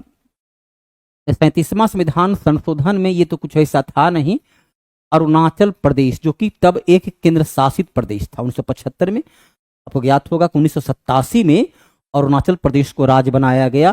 तो अरुणाचल प्रदेश जो कि एक क्या था, एक केंद्र शासित प्रदेश। क्या है? एक केंद्र शासित प्रदेश है। इस केंद्र शासित प्रदेश में भी विधानसभा का गठन, जैसे अभी दिल्ली में गठन है, जम्मू कश्मीर में गठन, उसी प्रकार यहाँ गठन किया गया। 38वां संविधान संशोधन, ये सुप्रीम कोर्ट, सर्वोच्च न्यायालय के अधिकार में, सर्वोच्च न्यायालय के अधिकार में कटौती की गई। क्या कटौती हुई? यहां दिया कि राष्ट्रपति, राज्यपाल जो अध्यादेश जारी करेंगे या जो राष्ट्रपति राज्यपाल का जो आदेश होगा उसे न्यायालय में चुनौती नहीं दी जा सकती है। जो निर्णय हो गया वो अंतिम है। क्या है? मौलिक अधिकार से सूचित 44वां संविधान संशोधन के द्वारा 1978 में जनता पार्टी की सरकार, पहली गैर कांग्रेसी सरकार ने अनुच्छेद 31 में वर्णित संपत्ति के अधिकार को मौलिक अधिकार से हटाकर अनुच्छेद 300 को विधिक अधिकार, पहले ये मौलिक अधिकार था, अब वर्तमान में क्या हो गया है, ये एक विधिक अधिकार के रूप में शामिल किया गया है। अब 42वां संविधान संशोधन 1976, जिसे लघु संविधान के नाम से भी जाना जाता है, इसमें मौलिक कर्तव्य को संविधान में जोड़ा गया। इसमें क्या किया गया? मौलिक कर्तव्य को संविधान में जोड़ा गया। पूर्वोत्तर भारत की कई पहाड़ियां उत्तर से दक्षिण दिशा में, देखिए ऐसे क्वेश्चन को सीधा तो आपको नक्शा के आधार पर तैयार करना है। और जो यहाँ पर अनुच्छेद का है, उसमें थी कि आज 44वां पूछा, हो सकता है कल 42वां पूछ दे, हो सकता है कल 37वां पूछ दे, तो कोई पूछ सकता है। तो वो हर एक प्रश्न के रूप में है और हर एक प्रश्न को आपको याद रखना है। अब यहाँ पर देखिए कहता है पूर्वोत्तर में उत्तर से दक्षिण दिशा की ओर, उत्तर से तो पूर्वोत्तर का क्षेत्र है, तो उत्तर ऊपर से हमको नीचे आना है, उत्तर से दक्षिण दिशा की ओर राजधानी के क्रम को हमें रखना। चलिए यही पर्वत के क्रम को, उत्तर से दक्षिण दिशा में पर्वत के क्रम को हमें रखना है। यहाँ पर ये क्वेश्चन आपके सामने है। तो सबसे पहले देखना क्या है, सबसे पहले आपका है मिश्मी पहाड़ी, जो अरुणाचल प्रदेश में, जाहिर सी बात है सबसे पूर्व में तो ये भारत का है, तो ये अरुणाचल प्रदेश की पहाड़ी है। ये तो देखिए नाम ही है, नागालैंड की पहाड़ी है, ये तो नाम से जुड़ा होता है, नागालैंड की पहाड़ी है। उसके पश्चात जो है पटकाई पहाड़ी, ये म्यांमार सीमा पर अवस्थित है, म्यांमार की सीमा रेखा को बनाती है, म्यांमार से सीमा रेखा तय करती है। ये नाम ही है मिजो पहाड़ी, तो मिजोरम में है। ये भी अरुणाचल प्रदेश में है, ये भी अरुणाचल, ये दोनों पर्वत अरुणाचल में है, और ये नागालैंड में है और ये मिजोरम में है, ये नागालैंड में है और ये मिजोरम में है। अब आप देखिए कि यहाँ पर किस प्रकार से इसको हम सजा सकते हैं ताकि उत्तर आपका बेहतर हो सकता है। तो अरुणाचल प्रदेश सबसे ऊपर के क्षेत्र में अवस्थित में, पूरब के सबसे पूर्वोत्तर के क्षेत्र में वो राज्य में अवस्थित है। तो तीन आपके पास 2 विकल्प है, 3 विकल्प आपके सामने 2 है, 2 विकल्प 2 विकेट तो आपका खत्म हो गई। इतना तय है कि सबसे पूरब में अरुणाचल प्रदेश है, तो अरुणाचल प्रदेश से ही जुड़ा हुआ होगा।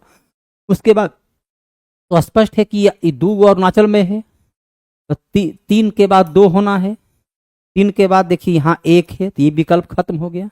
आपके पास 3 के बाद एक ही विकल्प ही बच रहा है, उसके बाद 1 और उसके बाद 4।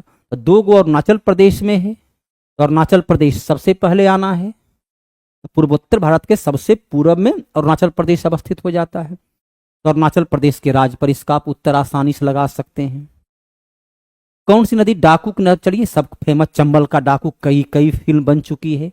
मध्य प्रदेश में चंबल नदी जो है निकलती है, यमुना की सहायक नदी है। मध्य प्रदेश, उत्तर प्रदेश, राजस्थान, 3 राज्यों से गुजरती हुई नदी जो है यह अंत में यमुना में मिल जाती है और यमुना गंगा में मिल जाती है। तो यमुना नदी का ये पार्ट हो जाता है। चंबल नदी पर गांधी सागर, राणा प्रताप सागर बांध बना हुआ है। चंबल नदी पर कई जल बहुउद्देशीय नदी घाटी।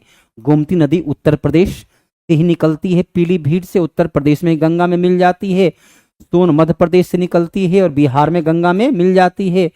लॉर्ड ब्लेजली की सहायक संधि, लॉर्ड ब्लेजली का काव्य कब से कब है?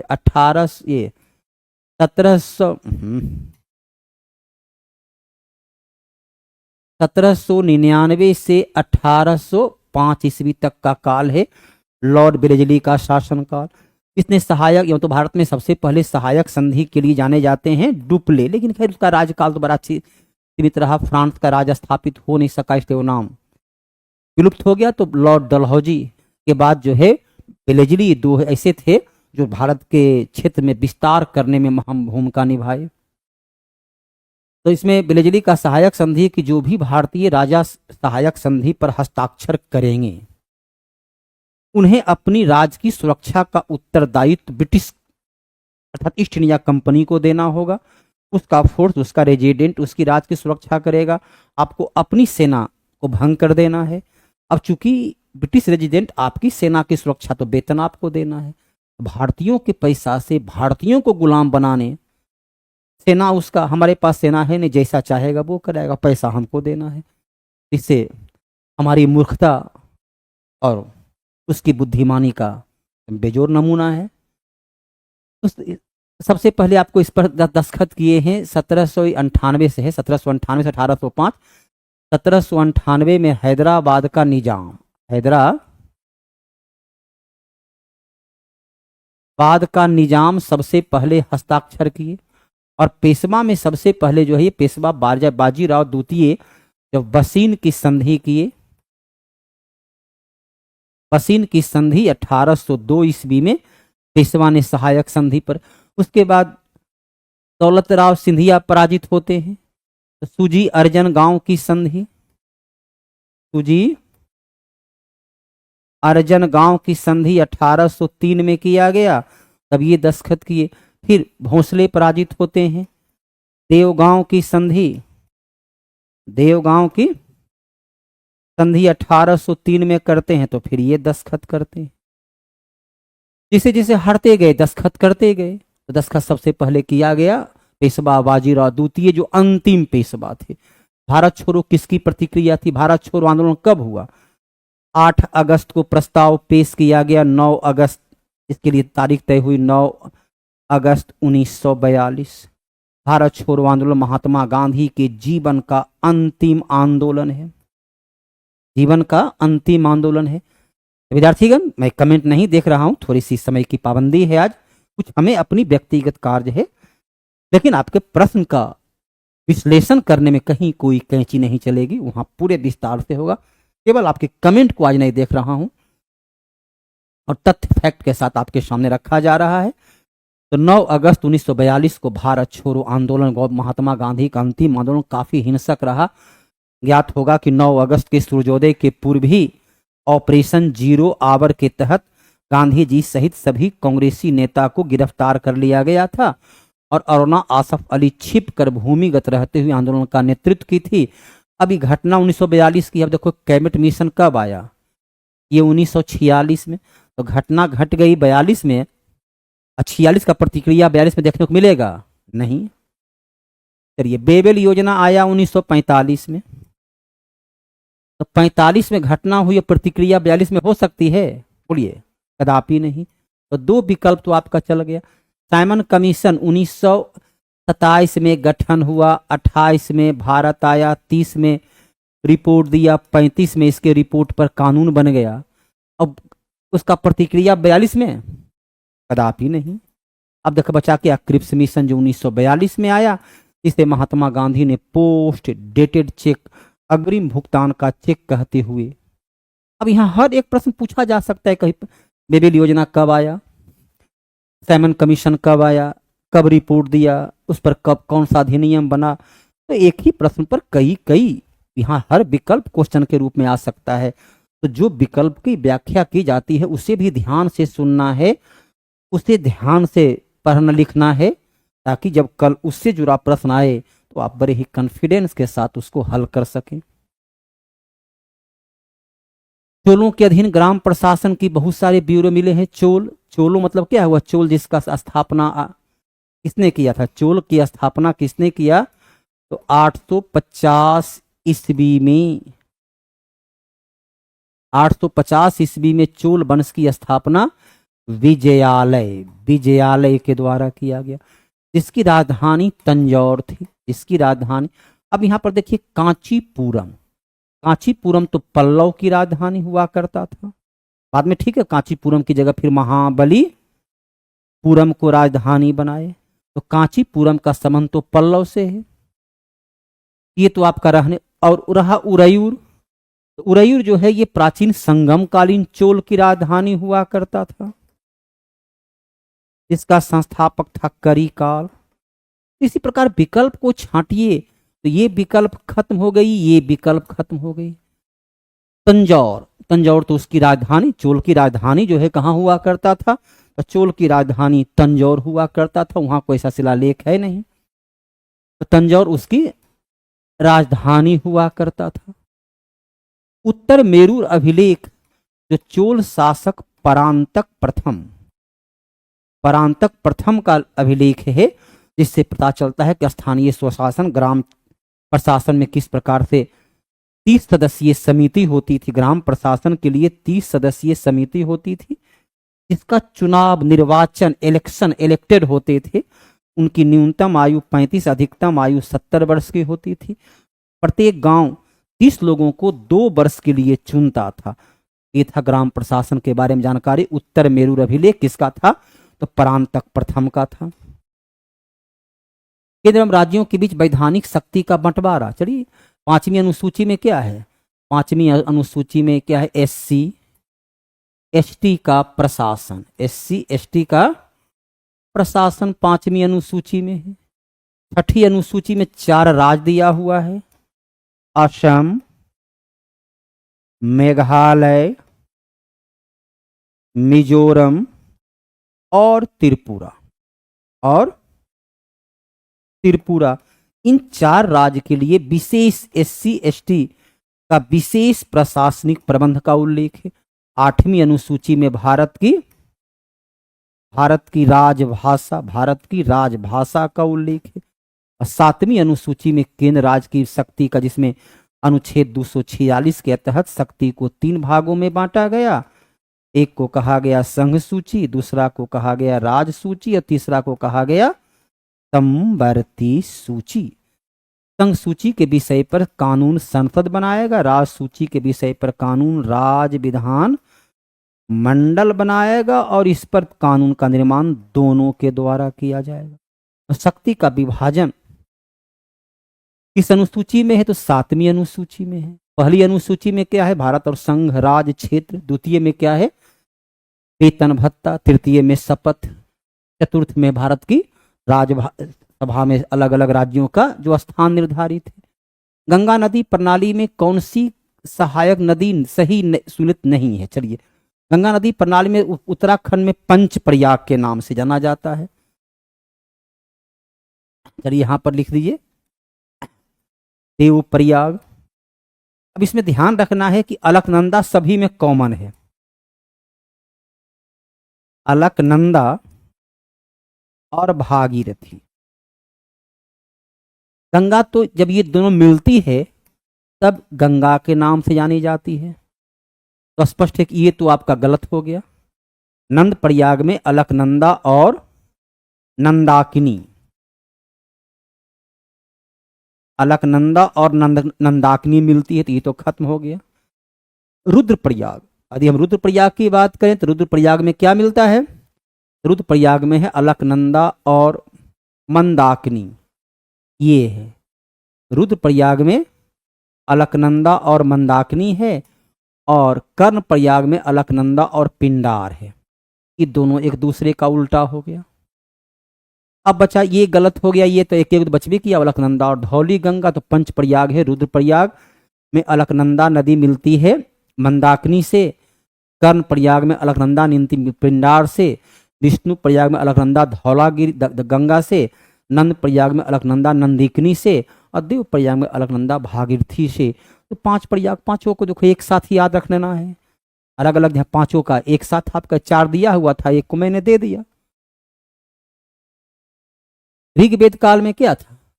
गाय सबसे पूजनीय पशु, गाय ही संपत्ति का मात्रक था। जिसके पास जितना ज्यादा गाय उतना अधिक धनवान।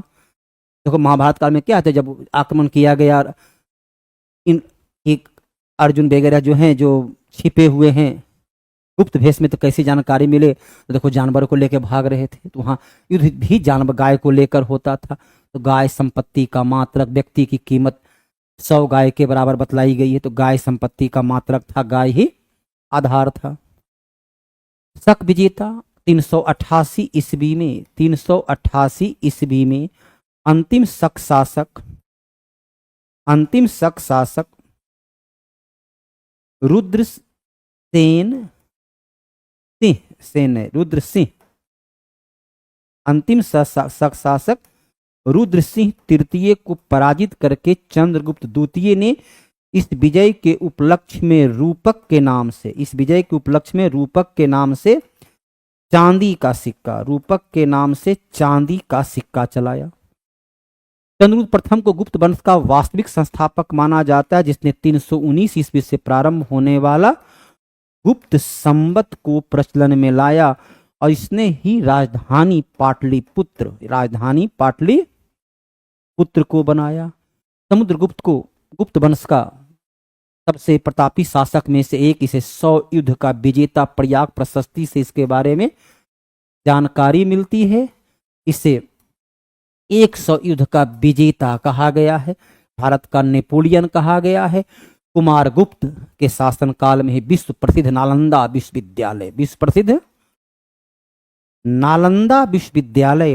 विश्वविद्यालय की स्थापना कुमार गुप्त के शासनकाल में ही होता है। कुमार गुप्त के शासनकाल में ही विश्व प्रसिद्ध नालंदा विश्वविद्यालय की स्थापना। उत्तर से दक्षिण दिशा में उसकी राजधानी को मिलाना है, उत्तर से दक्षिण दिशा में। अब अरुणाचल प्रदेश जो है, जाहिर सी बात है उत्तर से दक्षिण चलना है, तो फिर उत्तर से दक्षिण चलिए इस रूप में ही चलना है। तो अरुणाचल प्रदेश सबसे पहले हमको यहीं चुनना होगा।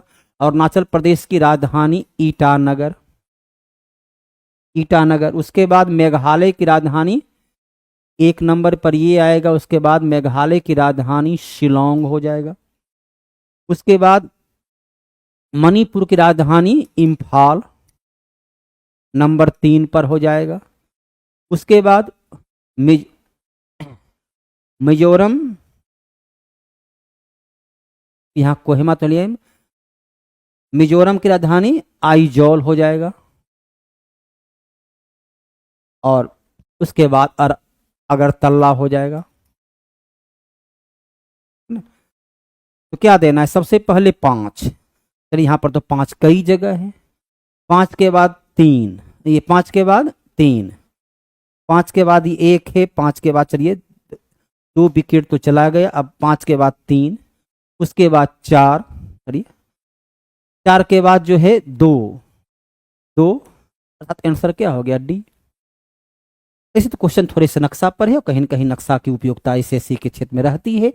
ये पूर्वोत्तर की कुल राजधानी के बारे में है। किसान क्या करे, किसान से जुड़ा हुआ देखिए सबसे बड़े हैं स्वामी सहजानंद सरस्वती, इनके बारे में आपने पढ़ा होगा। 1929 में इन्होंने बिहार प्रांतीय किसान सभा, 1936 में अखिल भारतीय किसान सभा लखनऊ में, बाबा रामचंद्र उत्तर प्रदेश में 1920 किसान सभा जुड़े हुए थे। कारजानंद शर्मा, इन्होंने बरहिया के क्षेत्र में काश्तकारी आंदोलन, बकास्त जिसे हम बोलते हैं, बकास्त भूमि का आंदोलन की शुरुआत किए थे। और राहुल सांकृतानंद 1920 के असहयोग आंदोलन में सारण के क्षेत्र में किसानों के आंदोलन का सफल नेतृत्व करने में लगे हुए थे। समुद्रगुप्त के प्रयाग प्रशस्ति प्रयाग प्रशस्ति के लेखक कौन हैं? तो हरिसेन हैं। इसी से ज्ञात होता है कि समुद्रगुप्त को इतिहासकार B.A. स्मिथ ने भारत का नेपोलियन से संबोधित किया। इसे 100 युद्ध का विजेता कहा जाता है। इसमें उसने कौशल का राजा महेंद्र को पराजित करता है, इसका उल्लेख मिलता है कि आर्यावर्त के 9 राजा को पराजित किया, दक्षिण भारत के 12 राजाओं को पराजित किया, पश्चिमोत्तर भारत के शक मुरुन जैसे विदेशी राजाओं को पराजित किया। तो कुल 22 पंक्ति में 22 लाइन में जो है इसके विजय की उल्लेख मिलता है। समुद्रगुप्त का हरिसेन जो कि संधि विग्रही का, युद्ध और संधि का मंत्री हुआ करता था, युद्ध और संधि का उसका कह सकते हैं सेनापति की भूमिका में भी था, ऐसा गुरु भी था। संस्कृत में उत्कृष्ट शैली में लिखा हुआ ये है। समुद्रगुप्त के बारे में जानकारी का यही स्रोत है। भानुगुप्त के बारे में आपको पता होगा, ये भी गुप्त शासक था और 510 ईस्वी में भानुगुप्त का एरन अभिलेख से पहली बार सती प्रथा का प्रामाणिक साक्ष्य मिलता है। महीपाल के बारे में आपने पढ़ा होगा कि पाल वंश का द्वितीय संस्थापक महीपाल को कहा जाता है। यदि भारत के प्रधानमंत्री संसद का उच्च सदन मतलब राज्यसभा के मेंबर, जैसे मनमोहन सिंह राज्यसभा के मेंबर थे, प्रधानमंत्री बनने के समय इंदिरा गांधी भी राज्यसभा की मेंबर थी, HD देवगौड़ा राज्यसभा के मेंबर थे, इंद्र कुमार गुजराल भी राज्यसभा के मेंबर थे।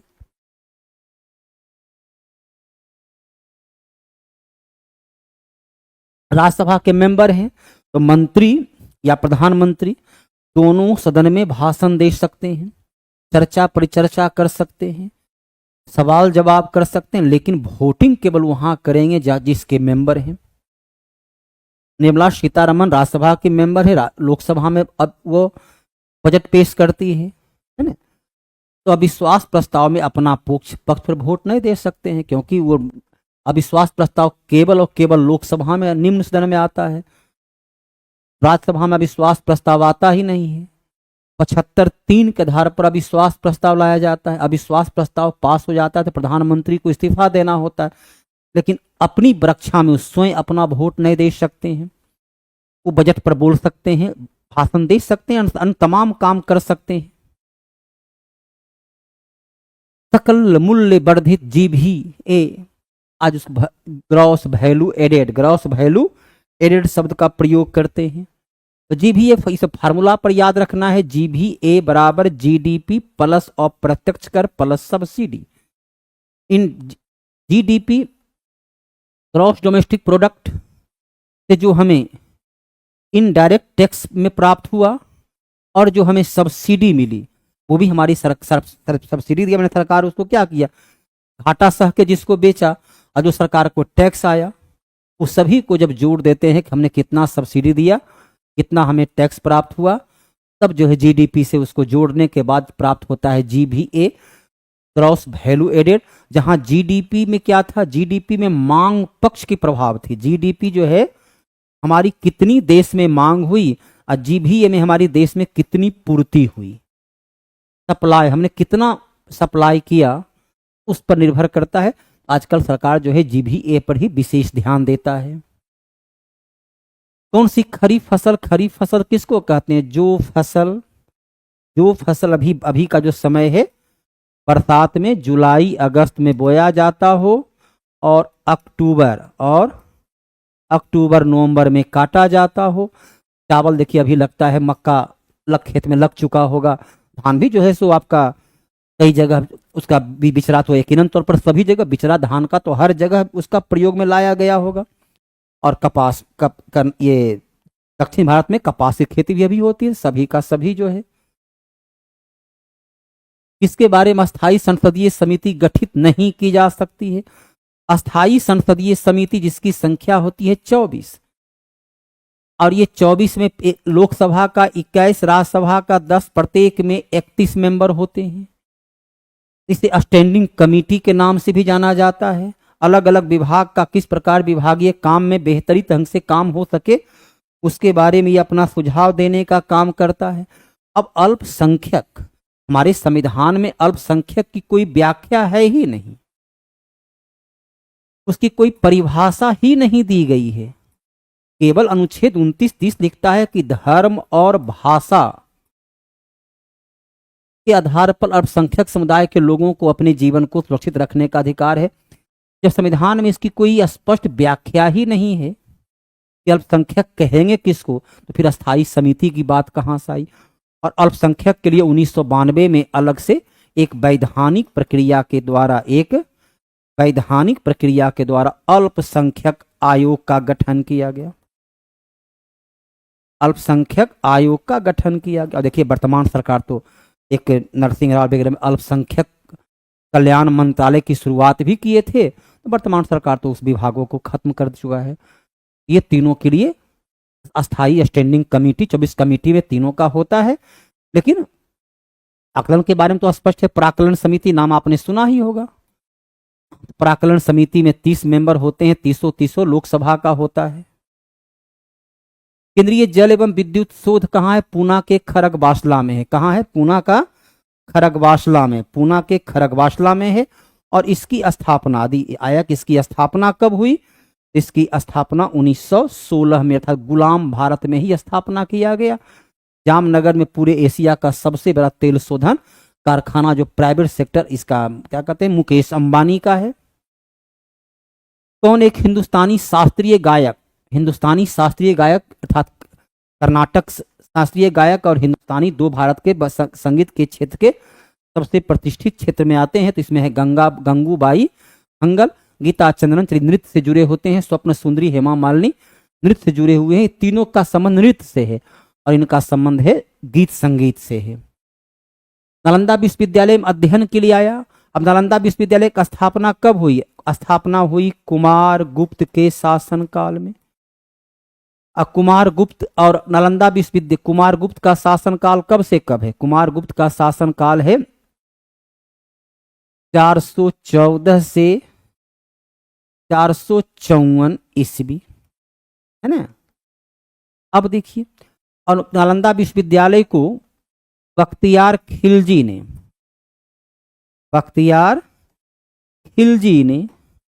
1198-99 में नष्ट कर दिया। ये हुआ बेसिक नॉलेज। अब इस नॉलेज पर कसिए। इब्न बतूता जो मोहम्मद बिन तुगलक MBT के शासनकाल में भारत आया, मोहम्मद बिन तुगलक का शासनकाल जो है कितना है? वह है 1325 से 1351। विश्वविद्यालय नष्ट हो गया 1198 में। उत्तर हो सकता है नहीं। अलबरूनी और हुए, चलिए मेगास्थनीज आया कब? ये लगभग जो है सो 300 ईस्वी, 300 ईसा पूर्व BC में आया। तब जो है सो इसकी स्थापना ही नहीं हुई थी, दो विकल्प खत्म होगा। अलबरूनी जो है तहकीक हिंद, किताबुल हिंद, तो महमूद गजनबी के साथ आया, मुस्लिम था। नालंदा विश्वविद्यालय में क्यों कर पढ़ने लगा? तो ह्वेनसांग जो हर्षवर्धन के काल में आया, नालंदा विश्वविद्यालय में शिक्षा को के लिए प्राप्त, बौद्ध धर्म की शिक्षा को प्राप्त करने के लिए आया ह्वेनसांग, और इससे प्रभावित होकर हर्षवर्धन बौद्ध धर्म को स्वीकार कर लिया था। ग्राम सभा एक या अधिक संख्या में निगरानी समिति गठन करती है। निगरानी समिति में जो पंचायत के निर्वाचित मेंबर होते हैं वो नए होते हैं। पंचायत के मेंबर अर्थात 12 सदस्य नए होंगे, मुखिया उप मुखिया।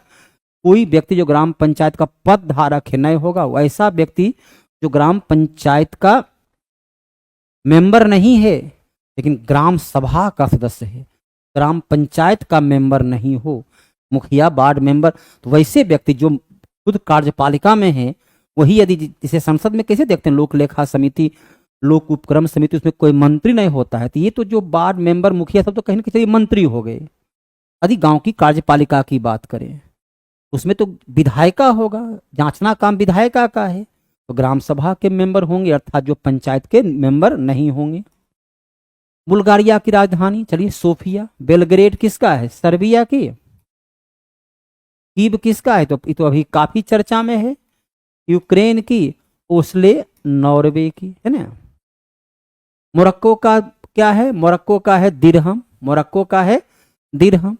रेंड कहाँ का है? मोरक्कन रेंड तो नहीं, सीधे रेंड की बात करें तो दक्षिण अफ्रीका का, यूरो की बात करें तो यूरोप का, डॉलर की बात करें तो अमेरिका का, है ना। पंचवर्षीय योजना को गाडगिल योजना कहते हैं। तृतीय पंचवर्षीय योजना को, पहला पंचवर्षीय योजना था हेराल्ड डोमर योजना, दूसरा को कहते हैं पीसी महालानोविस योजना, और तीसरी को कहते हैं गाडगिल योजना। चतुर्थ पंचवर्षीय योजना में पहली बार जो है स्थायित्व के साथ विकास को लक्ष्य रखा गया। सातवीं योजना में ये प्रौद्योगिकी तकनीकी क्षमता का विकास, प्रौद्योगिकी का विकास। पांचवी योजना में गरीबी हटाओ को लक्ष्य रखा गया। तीसरी योजना कब से कब तक रहा तो 1961 से 1966 तक। चतुर्थ योजना 1969 से 1974 तक। पांचवी 1974 से 78 तक योजना चला। कुचिपुड़ी अलग अलग राज्य के भारत में 9 नृत्य को क्लासिकल डांस का दर्जा प्राप्त है। तो कुचिपुड़ी कहाँ का है? आंध्र प्रदेश का। तमिलनाडु का कौन है? तो भरतनाट्यम। कुचिपुड़ी आंध्र प्रदेश का। इसे देव नृत्य के नाम से, तो भरतनाट्यम को सदीर के नाम से जाना जाता है। ये भारत के क्लासिकल डांस है। इसी प्रकार मोहिनीअट्टम केरला का, उसे एकल नृत्य और महिला नृत्य के नाम से जाना जाता है ना। भारत की जनसंख्या की वृद्धि दर क्या रही? भारत की जनसंख्या की वृद्धि दर 10 वर्षों में 17.64%। 10 वर्षों में भारत की जनसंख्या में 17.64%, अर्थात हर वर्ष 1.64% की दर से जनसंख्या में, ऐसे आपको पता ही है जनसंख्या की वृद्धि होती है चक्रवृद्धि ब्याज के दर से होती है। प्रत्येक वर्ष 1.64% की दर से बढ़ता गया और चक्रवृद्धि ब्याज के आधार पर उसमें और वृद्धि होता चला गया, है ना। ग्राम पंचायत का अध्यक्ष जब भी होगा तो ग्राम पंचायत विधायक जी तो होंगे नहीं, पार्षद होंगे नहीं, ब्लॉक अधिकारी तो होंगे, सरपंच। ग्राम पंचायत, पंच का काम है सरपंच। ग्राम सभा तो मुखिया। ग्राम पंचायत तो सरपंच, ग्राम सभा तो मुखिया। पंचायती राज के तहत ये एक महत्वपूर्ण संस्था होती है। सरपंच का चुनाव पूरे पंचायत जो है अपने में से करता है। लगभग 7000 की जनसंख्या पर एक ग्राम पंचायत का गठन किया जाता है। पूरा ग्राम पंचायत एक मुखिया और एक सरपंच को चुनता है। बस 5-10 मिनट खाली कर दे हैं। नहीं, अब तो करंट अफेयर्स का है, जल्दी हो जाएगा। किसने शक्तिशाली समुद्रवर्ती राज्य श्री विजय के विरुद्ध जिसका शासन मलय, प्रायद्वीप, सुमात्रा, जावा, चढ़िए। आपको सबसे महत्वपूर्ण क्या है? देखिए, आपको पता होगा कि राजेंद्र चोल नौसेना, चोल शासन जो है, चोल शासन अपनी शक्तिशाली नौसेना के लिए जाना जाता है। चोल शासन जो है शक्तिशाली नौसेना के अलावा यह अपनी कांसे की नटराज की प्रतिमा के लिए जाना जाता है। अब यहाँ पर देखिए चोल वंश के कौन है? ये देखिए विष्णुवर्धन होयसल हैं, ये काकतीय है, ये राष्ट्रकूट है। एक वंश तो है ये चोल वंश, आपने पढ़ा होगा। राजेंद्र चोल ने संपूर्ण श्रीलंका को जीतते हुए हिंद महासागर के द्वीप पर विजय प्राप्त किया। इसका पिता राजराज चोल ने उत्तरी श्रीलंका पर विजय प्राप्त करते उसकी राजधानी अनुराधापुर को नष्ट भ्रष्ट कर दिया था। अमोघ वर्ष ये 814 से लेकर 864 ईस्वी तक भारत में सबसे लंबा समय तक शासन करने वाला प्रताप रुद्रदेव ये पराजित हो जाता है अलाउद्दीन खिलजी से। कौन सा भारतीय प्रसिद्ध राज्य प्रसिद्ध खजुराहो कहाँ है? मध्य प्रदेश में खजुराहो के अपनी मंदिर के लिए प्रसिद्ध है। खजुराहो में चंदेल वंश के शासकों के द्वारा खजुराहो की स्थापत्य कला का निर्माण किया गया था, जहां चतुर्भुज मंदिर 64, योगिनी मंदिर, कंदरिया महादेव मंदिर अवस्थित है। मध्य प्रदेश के क्षेत्र में इस महोत्सव का उड़ीसा में देखिए अभी रथ यात्रा का दौर चल रहा होगा। पश्चिम बंगाल में क्या होता है? ये दुर्गा पूजा। इस अनुच्छेद में उल्लेख किया गया कि लोकसभा में एक अध्यक्ष, अनुच्छेद 93 कहता है कि लोकसभा अपनी पहली बैठक में अपने में से एक को अध्यक्ष और एक को उपाध्यक्ष चुनेगा। अनुच्छेद 85 कहता है कि राष्ट्रपति लोकसभा को समय से पहले, समय पूर्व भंग कर सकते हैं। अनुच्छेद 100 कहता है संसद की बैठक के लिए कोरम का पूरा होना, गणपूर्ति का पूरा होना आवश्यक है, अर्थात कम से कम 1/10 सदस्य का उपस्थित रहना आवश्यक है। और 97 कहता है कि जो अध्यक्ष होंगे, उपाध्यक्ष होंगे, उनका वेतन भत्ता इत्यादि का उसमें उल्लेख है। गणतंत्र दिवस समारोह के समान चिन्हित करने के लिए बेटिंग रिट्रीट, गणतंत्र दिवस कब होती है? 26 जनवरी को, और ये होती है 29 जनवरी को। प्रत्येक वर्ष जो है 29 जनवरी को, जहाँ तीनों सेना का अपनी अलग अलग धुन होता है और परेड वगैरह की जाती है, और वहीं से उसका गणतंत्र दिवस का समापन माना जाता है। प्रत्येक वर्ष बेटिंग रिट्रीट समारोह जो होती है वो दिल्ली में संपन्न होती है। राष्ट्रपति का भवन एट होम समारोह ने राष्ट्रीय नहीं, अपनी धुरी पर 1 घंटे में कितनी डिग्री? अब चलिए डिग्री में आप क्या जानते हैं? ये देखिए, आपको पता ही है कि पृथ्वी में 360 डिग्री होती है। हमारी पृथ्वी को भी 360 डिग्री रूप में बांटा गया है। 360 डिग्री घूमती है 24 घंटा में, तो भागा दे दिए 24, 1 12 पर 0, 120, 24 बचे 30 से 15, तो हर 15 डिग्री 1 घंटा में घूम जाएगी, तो 15 डिग्री। 1 डिग्री में 1 घंटा में 15 डिग्री, 1 घंटा में 15 डिग्री घूम जाती है। सांस्कृतिक स्थल रानी का बाग, रानी का बाग कहाँ है? तो गुजरात में है। नंबर 1, किसने बनवाया? भीम प्रथम की पत्नी उदयामती के द्वारा बनवाया गया। और ये बाग जो है आपके यूनेस्को की विश्व धरोहर में शामिल है। 100 रुपया के नोट पर रानी के बाग का चित्रण है। बाग मतलब कुआं। अब सोचिए, वो कुआं है या वो एक दुर्ग है? उसको आप देखेंगे तो क्या वास्तव में कुआं है? आपको एक दुर्ग से कम नहीं दिखेगा। कुआं जो है एक वह दुर्ग से कम नहीं दिखेगा। 1063 ईस्वी में लगभग ये कुआं बना। ईस्वी में सरस्वती, अब देखिए, महानदी उड़ीसा में है, होगा नहीं। यमुना राजस्थान से गुजरती, ये गुजरात से गुजरती नहीं है। हुगली पश्चिम बंगाल सूख चुकी सरस्वती के तट पर बसा हुआ ये था। ये 64 मीटर जो है कुआं लंबा है, 20 मीटर चौड़ा है और 27 मीटर गहरा है। कुआं 7 मंजिला कुआं है। कुआं के अंदर गुफा और मंदिर से लेकर सब कुछ कुआं के बना हुआ है। जल स्तर के नीचे कठोर चट्टान। अब ग्लेशियर किसको कहते हैं? तो विशाल बर्फ का जो क्षेत्र है, हिमालय से लेकर आर्कटिक क्षेत्र में गर्म पानी का झरना। अब झरने हैं तो फिर 2 चट्टान के बीच में कैसे रहेगा? गीजर फिर क्या होता है? जब ज्वालामुखी के विस्फोट से गर्म पानी फव्वारा निकलता है। देखिए, विकल्प ही खत्म है। प्रश्न को पढ़िए, विकल्प को देखिए और उसको परीक्षण कीजिए, उत्तर एक्यूरेसी के साथ सही आएगी।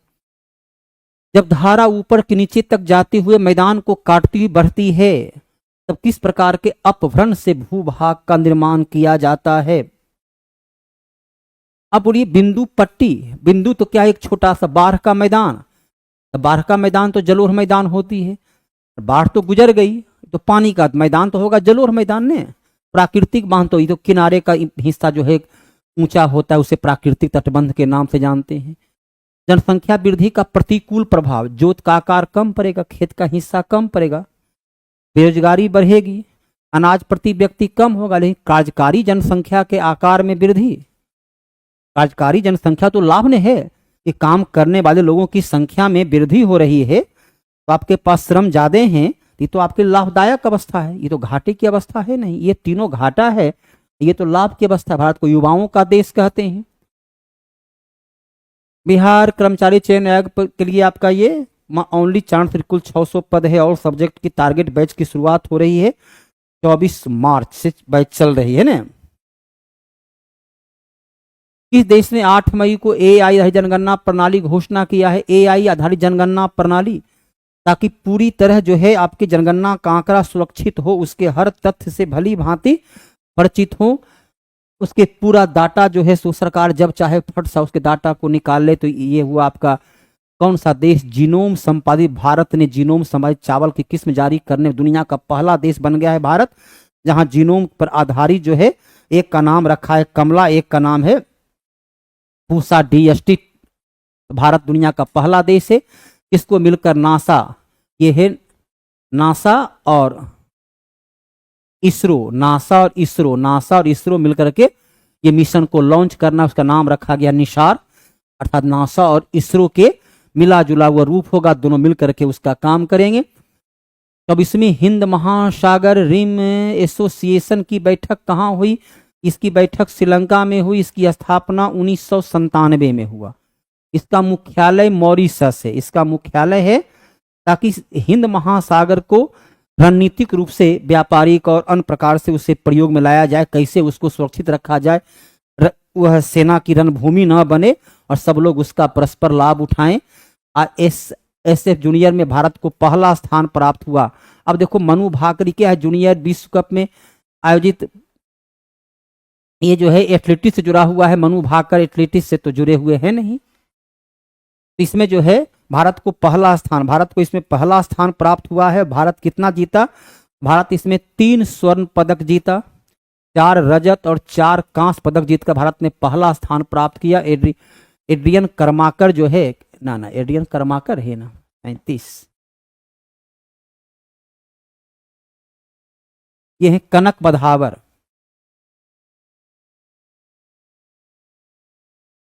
कनक बधावर जो है पहला स्वर्ण पदक प्राप्त किए थे।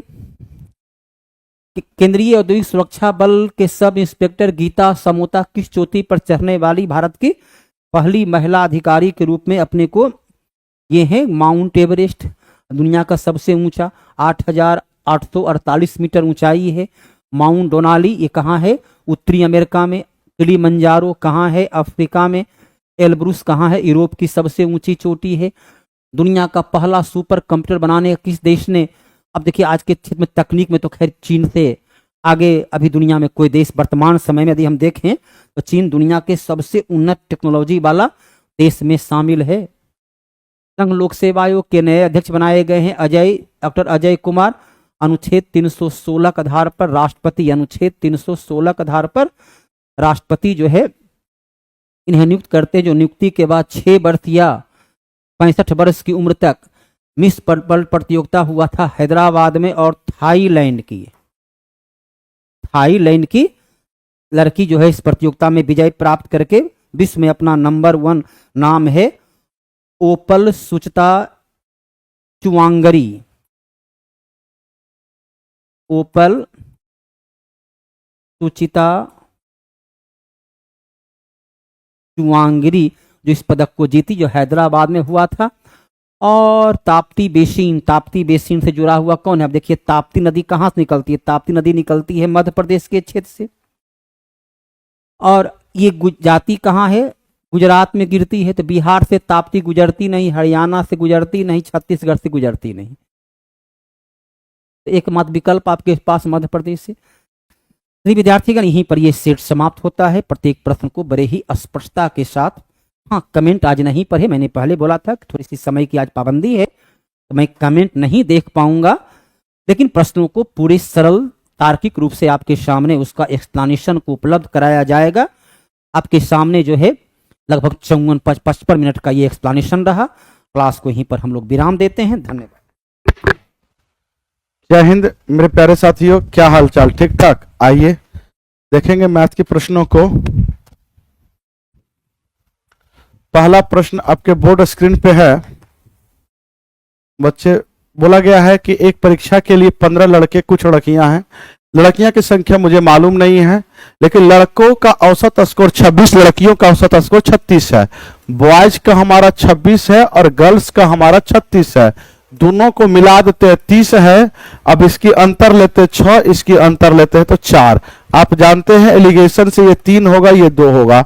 बोला जाता है कि लड़के हमारे पास 15 है और यहां से लड़के कितना है? 3। तो 3 यूनिट रिप्रेजेंट करेगा 15, तो 1 यूनिट रिप्रेजेंट करेगा 5। बोला परीक्षा में कितने लड़कियां शामिल थी? तो 2 लड़की, 2 यूनिट की मान होगा 10। तो परीक्षा में 10 लड़कियां शामिल थी। आंसर क्या होगा? 1। आगे बढ़ते हैं बच्चे। एग्जाम कब से होगा सर? देखिए कब से होता है एग्जाम, क्या बता सकते हैं बच्चे? क्या बताएं? आगे आइए साथियों।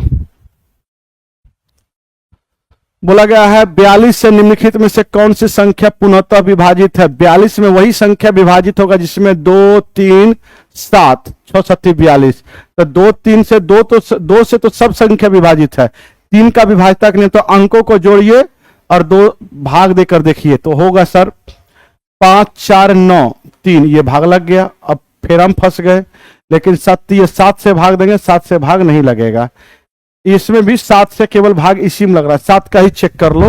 आंसर क्या होगा? डी होगा। आंसर क्या होगा? डी होगा। आगे बढ़ते हैं। बोला गया है 2 उम्मीदवार के बीच चुनाव हुआ है, रवि को कुल वैध मतों का 65% प्राप्त हुआ है। यदि मतों की कुल संख्या 6000 थी तो 25% मत अवैध घोषित हुए थे, तो अन्य उम्मीदवार को कितना प्राप्त हुआ था? देखो टोटल मतों की संख्या 6000 है और उसमें 25% मत अवैध घोषित हुआ। इसकी फ्रैक्शन मान 1/4, 4 में 1 वोट अवैध घोषित हुआ, तो बढ़िया वोट 3/4 है। और इसी का एक उम्मीदवार रवि को 65% प्राप्त हुआ है, तो दूसरे उम्मीदवार को कितना प्राप्त हुआ होगा वैध मतों का? ये वैध मत है, तो दुनिया में कोई भी चीज 100% होता है। 65% रवि को प्राप्त हुआ, तो बचा कितना सर? 5 और ये 3, 35% जो है दूसरे उम्मीदवार को प्राप्त हुआ। 35% से ये समाप्त हो जाएगा, 15 चौका 60 होगा। इसको गुना करेंगे, ये कितना हो जाएगा सर? 5 तिया 15, 5 तिया 15, 3 तिया 1 9 10, 15 5 75 और 15 5 75 और ये 15। दूसरे उम्मीदवार को 1575 वोट प्राप्त हुआ है। 1575। आंसर क्या होगा? डी। आंसर क्या होगा बच्चे? डी। बोला गया यदि एक बेलन के आधार की त्रिज्या और ऊंचाई दिया गया है तो बेलन का वक्र पृष्ठीय क्षेत्रफल यूज करना बताना है। तो बेलन का कर्व सरफेस एरिया होता है 2 पाई आर एच।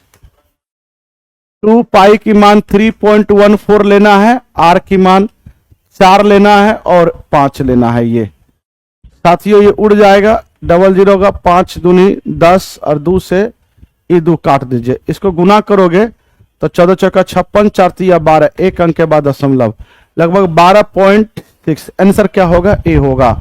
मेरे साथियों जिनका मैथ है कमजोर, हम उनसे यही कहना चाहते हैं कि अभी भी समय है आपके पास, टॉनिक बैच ले लीजिए। बोला गया किसी वस्तु का अंकित मूल्य पर 20%, 40%, 75% का 3 बराबर एकल छूट दिया है, तो बोला गया छूट प्रतिशत कितना है? कितना परसेंट का छूट दिया गया है? तो इसकी फ्रैक्शन मान 1/5, 5 में 1 का छूट दिया गया था 4/5। इसकी फ्रैक्शन मान 2/5, 5 में 2 का छूट तो 3/5 लिया जाएगा। इसकी फ्रैक्शन मान 3/4, 4 में 1 3 का छूट तो 1/4 लिया जाएगा। इससे इसे काटे तो सर जी 3 हुआ 25। अगर अंकित मूल्य 25 हुआ तो विक्रय मूल्य 3 हुआ, तो कितना का छूट दिया गया सर? यहां से स्पष्ट है 23 रुपया का, ये 22 रुपया का छूट दिया गया। कहां से? 25 से।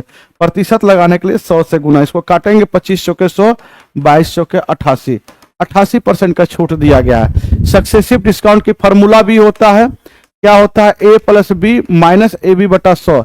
इस पे भी बना सकते हो और फ्रैक्शन से भी ऐसे बना सकते हैं आप। अगला क्वेश्चन बोला गया है क्या कि सभी संस्थानों में उत्तीर्ण छात्रों का औसत संख्या ज्ञात करे, और ये सैकड़ा में है। किसमें है? तो सैकड़ा में संख्या। तो ये पहला उपस्थित का है, दूसरा उत्तीर्ण का है। दूसरा जो ग्राफ है, तो दूसरी ग्राफ तो पूरा मिटा हुआ है जी। पहला ग्राफ ये, दूसरा ग्राफ ये, सैकड़ा में है तो पहला ग्राफ हो जाएगा 1200 प्लस औसत क्या होता है? औसत पूछा गया, औसत होता है योग बटा संख्या, योग बटा संख्या। औसत 1200 प्लस में दूसरा कितना है? फिर 2000 हो जाएगा। फिर अगला क्या होगा? 800 होगा। फिर आगे क्या होगा? 2600 हो जाएगा। फिर आगे कितना होगा? 1800 होगा। तो मेरे प्यारे साथियों इधर से हो गया 1200 और 800, 2000, 2000, 4000, 4000 और इसको आप जोड़ेंगे 2000, इसका 4 2 6 6 और इसका 7, 4 2 6 1 7000, 7000 और 8 6 14, 7 8 8400। 1 2 3 4 5, 5 से भाग देंगे 16 पंचे 80, 8 पंचे 40, 0, 1680 होगा। कितना आंसर होगा? औसत 1680 होगा।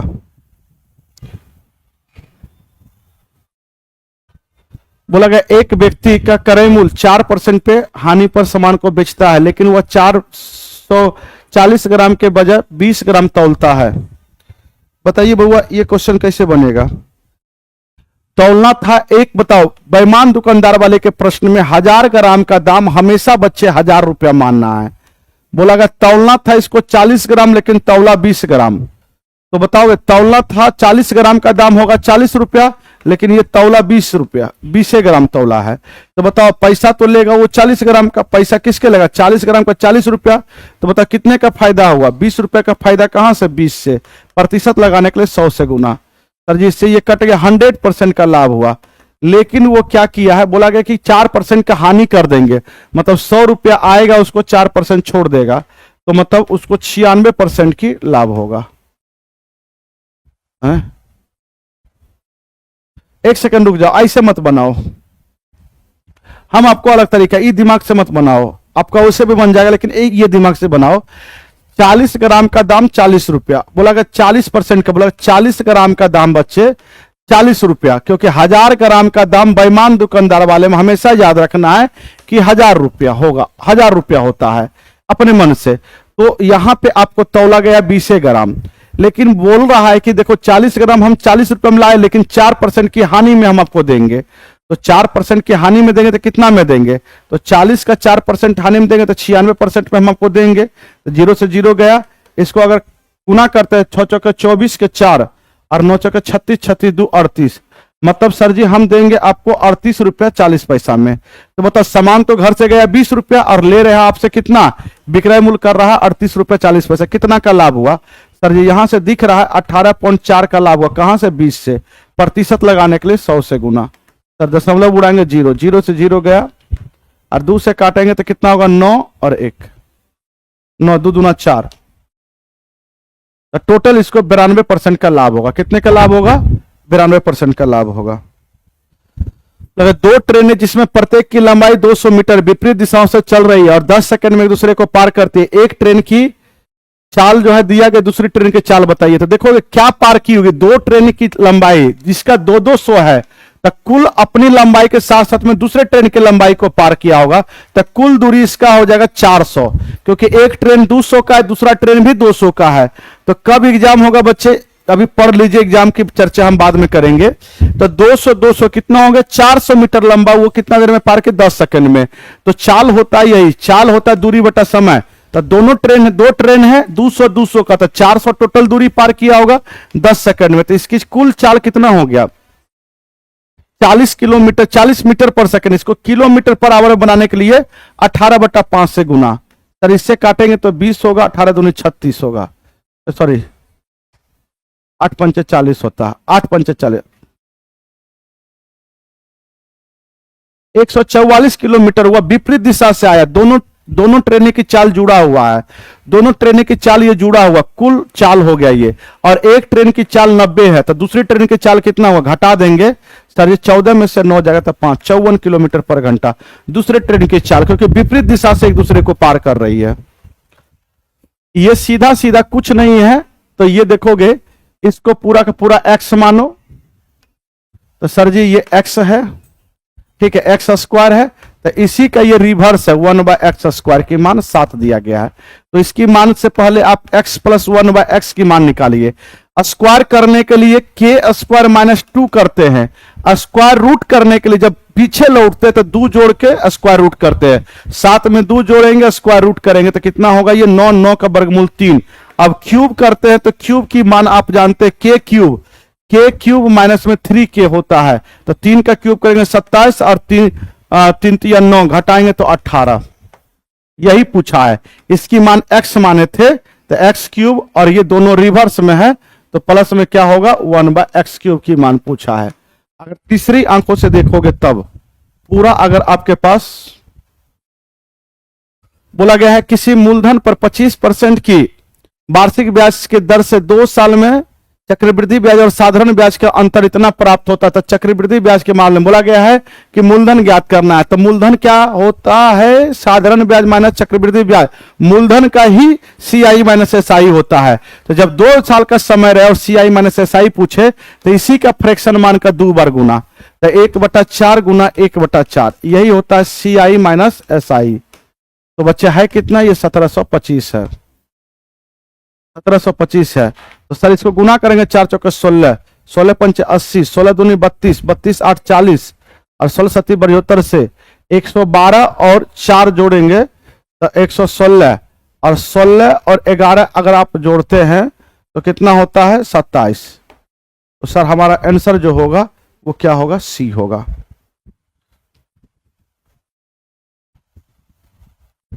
आंसर जो होगा वो क्या होगा? सी होगा। बी होगा, सी नहीं होगा, बी। बोला 30 पुरुष एक काम को 24 दिनों में कर सकता है। उनके एक साथ काम करना शुरू करता है और 12 दिन के बाद 10 और पुरुष उसके साथ काम पे जुड़ जाता है। तो देखो 30 पुरुष है, 24 दिनों में काम पूरा करना था, लेकिन 10 दिन के बाद, तो 12 दिन के बाद, तो 24 दिनों से 12 दिन तो काम कर लिया, बचा कितना दिन का काम? 12 दिन का। अगर 12 दिन काम करेगा तो इतना काम पूरा होगा, काम समाप्त हो जाएगा। लेकिन 10 आदमी जुड़ गया, तो पहले 30 था, 10 आदमी जुड़ गया, 40 आदमी अब इस काम को कितना दिनों में करेगा? मानो D दिनों में करेगा। 0 से 0 गया, 4 तिया 12, 3 तिया 9, तो अब 9 दिनों में करेगा। जो काम 12 दिनों में था वो अब 9 दिनों में होगा, वो अब 9 दिनों में होगा। बोला गया एक परिवार में दादा दादी है, दादा दादी का औसत आयु 67 है, तो योगफल कितना होगा? औसत गुना संख्या होता है, 2 आदमी है, दोनों के गुना कर देंगे 2 से, 7 दूनी 14, 6 दूनी 12, 1 13, 134 साल होगा। माता पिता की उम्र 35 है, 2 है, योगफल होगा औसत गुना संख्या 35 गुना 2 70, पोते पोतिया 4 है और इसकी औसत है 9, 9 गुना 4 करेंगे 9 चौके 36, योगफल हो गया 36। सभी का योगफल सभी मिलाकर सभी परिवार को मिलाएंगे तो औसत पूछा, तो औसत होता है योग बटा संख्या। तो 2 गो दादा दादी, 2 गो माता पिता और 4 गो पोते पोतिया, तो 2 2 4 4 4 8 हो जाएगा। सर जी 8 से भाग दीजिए, योगफल गुना संख्या हो गया 8, 6 4 10 के 0, 7 3 10, 7 3 10, 3 13, 1 14, 14 होगा 200।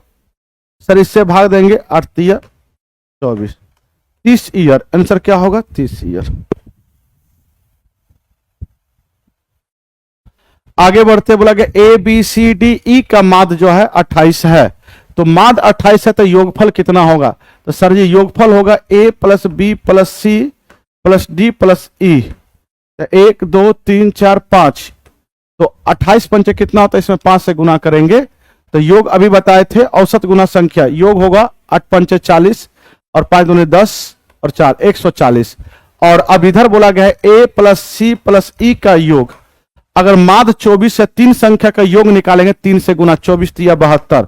साथियों 2 इक्वेशन बना, पहला में से मेरे प्यारे मित्र, पहला में से इसको घटा दीजिएगा तो ये माइनस होगा, ये माइनस, ये माइनस, ये माइनस, तो ये A से A कट गया और C से C कट गया, E से E कट गया, तो B प्लस C बचा, ये घटेगा तो ये 8 होगा और 13 में से 68 होगा। बोला गया A B और D का, B और D ही ना बचा जी, यहाँ पे B और D का आया, तो B और D का औसत पूछा, तो औसत होता योग बटा संख्या, योग आया 68 और संख्या 2 है, 2 से भाग देंगे 3 4 34 होगा। कितना होगा? 34 होगा। आगे बढ़ते हैं, बोला गया A एक कार्य को 3 घंटे में कर सकता है, B और C मिलकर। देखोगे ये कोई काम होगा, टोटल वर्क होगा, A से करवाओगे 3 घंटा लगेगा, B प्लस C से करवाओगे 4 घंटा लगेगा, A प्लस C से करवाओगे 2 घंटा लगेगा। टोटल आप काम निकालेंगे तो 12 काम मानिए, 3 घंटा में 12 तो 1 घंटा में 4, 4 घंटा में 12 तो 1 घंटा में 3, 2 घंटा में 12 तो 1 घंटा में 6। साथियों बोला गया B इस काम को अकेला कितना दिन में करेगा, तो A 1 घंटा में 4 काम करता, तो यहां भी 4 करेगा, तो B और A और C मिलकर 6, तो C 1 दिन में 2 काम करेगा, यहां भी 2 करेगा तो B 1 काम करेगा। तो B अगर 1 काम करता, 12 काम है, 1 के हिसाब से 12 घंटा का समय B को लगेगा। आंसर क्या होगा? B होगा।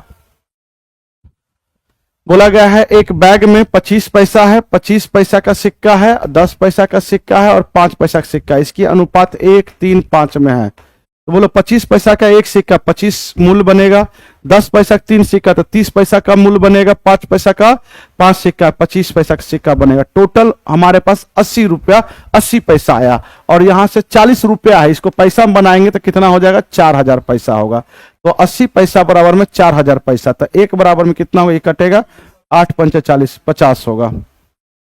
5 पैसा का सिक्के की संख्या कितना है 5 है, तो 5 बराबर कितना होगा 250। तो 5 पैसा का सिक्के की संख्या कितना होगा 250। आगे बोला गया है पिता और पुत्र की वर्तमान उम्र दिया गया है 4:1 है। 5 वर्ष पहले मतलब -5 ईयर की ये 7:1 होगा। एज का अंतर हमेशा सेम होता है बच्चे, तो अंतर देखिएगा, ये दोनों का अंतर 3 है और ये दोनों का अंतर 6 है। सेम करने के लिए ऊपर में 2 से गुना, तो 4 दूनी 8 और ये 2 होगा। 1 से 2 से 1 हुआ, 1 का अंतर। इधर प्रेजेंट से -5 हुआ तो 5 का अंतर, 1 बराबर में 5 साल होगा। तो बोला गया है पुत्र की वर्तमान उम्र बताइए, तो पुत्र की वर्तमान उम्र कितना है 2, तो 2 की मान कितना होगा 10 वर्ष होगा। पुत्र की वर्तमान उम्र कितना होगा 10 वर्ष होगा। बोलिए 95 में कोई दिक्कत है बउआ? ये किसका था, तो ये फादर का था और ये सन का था। और 2 संख्या का अनुपात ये दिया गया है, तो पहली संख्या 2x है, दूसरी संख्या 3x है। बोला गया पहली संख्या में 50 घटाइए, दूसरी संख्या में 50 जोड़िए, अनुपात 1:4 होगा। इसको उधर गुना करोगे 4 दूनी 8, 4 पंचे 20 हो जाए, ये कितना होगा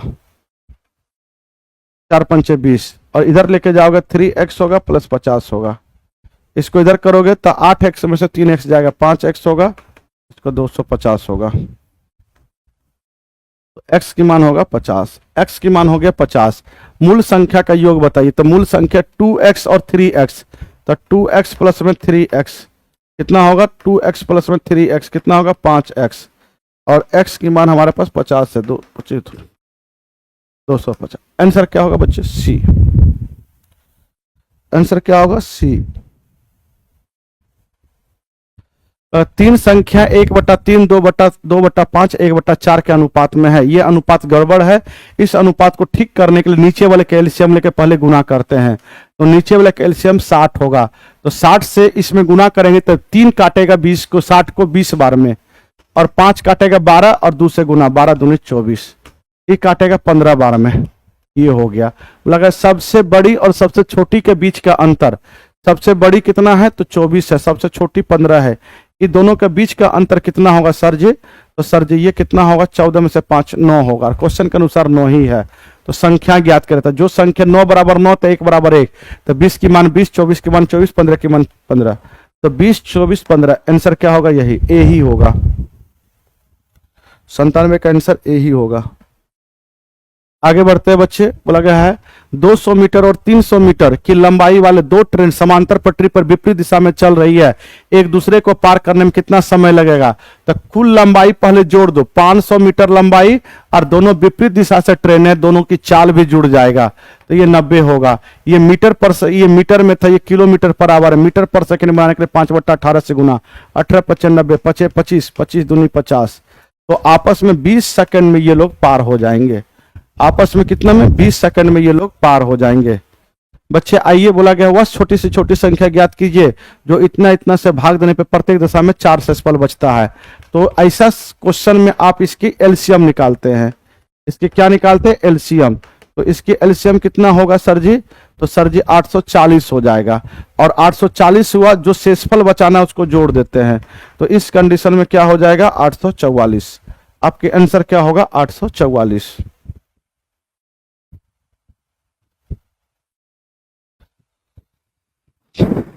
चलिए आगे आइए भैया, इसकी मान निकालना है, तो इसमें कुछ नहीं करना है, सीधा सीधा तो गुना करना है। इसमें ये हो जाएगा 3 4 दूनी 8 गुना में 2/7, ये कटेगा 4 होगा, 7 5 12 होता है माइनस, यहां से सीधा सीधा इसको काट दिए 4, ये हो जाएगा 3 और 7 चौके 28, और ई अगर कटता है तो 7 दूनी 14, 7 दूना 14, प्लस में कितना होगा 3/2 दूनी 4, ये हो गया। इसकी एलसीएम लेंगे तो 28 होगा, अब इसको जल्दी से इधर उधर करके गुना भाग करके बताइए बुआ कितना होगा।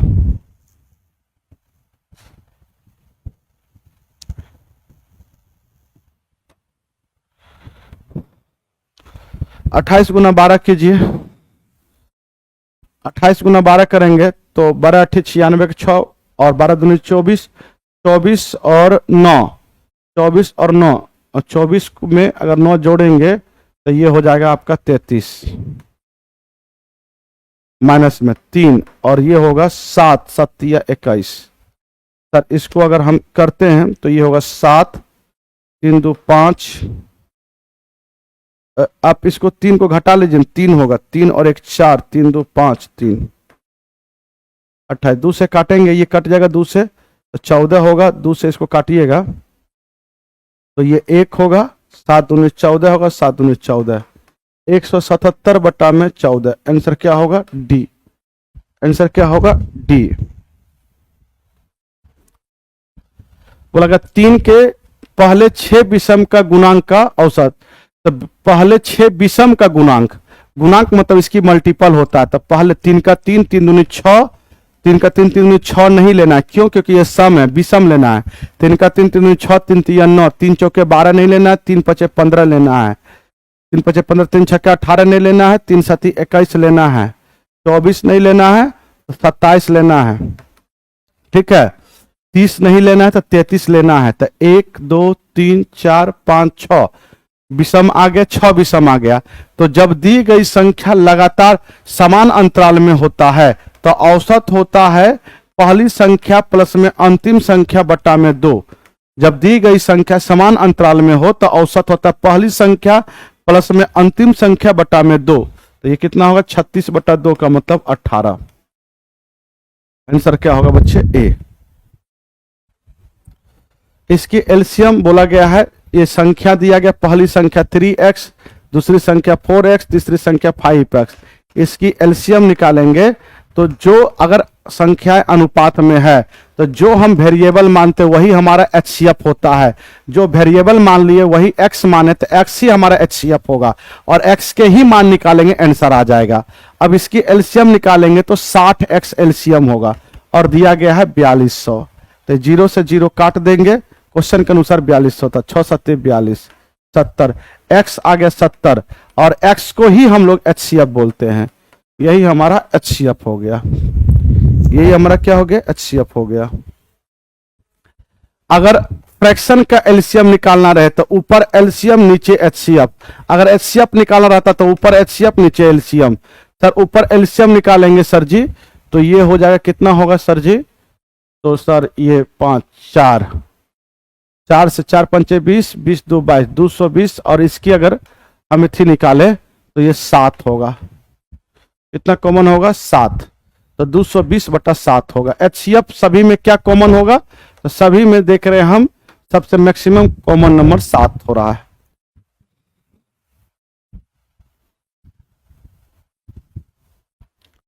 लास्ट क्वेश्चन है। एक बैग में 1 रुपया है, 2 रुपया है, 5 रुपया का मूल वर्ग। ये 12 गो है, ये 5 गो है, 3 गो है। 1 रुपया का 12 सिक्का तो 12 रुपया बनेगा। 2 रुपया का 5 सिक्का 10 रुपया बनेगा। 5 रुपया का 3 सिक्का 5 दिया 15 रुपया बनेगा। तो टोटल राशि कितना बनेगा सर? कितना बनेगा? 37।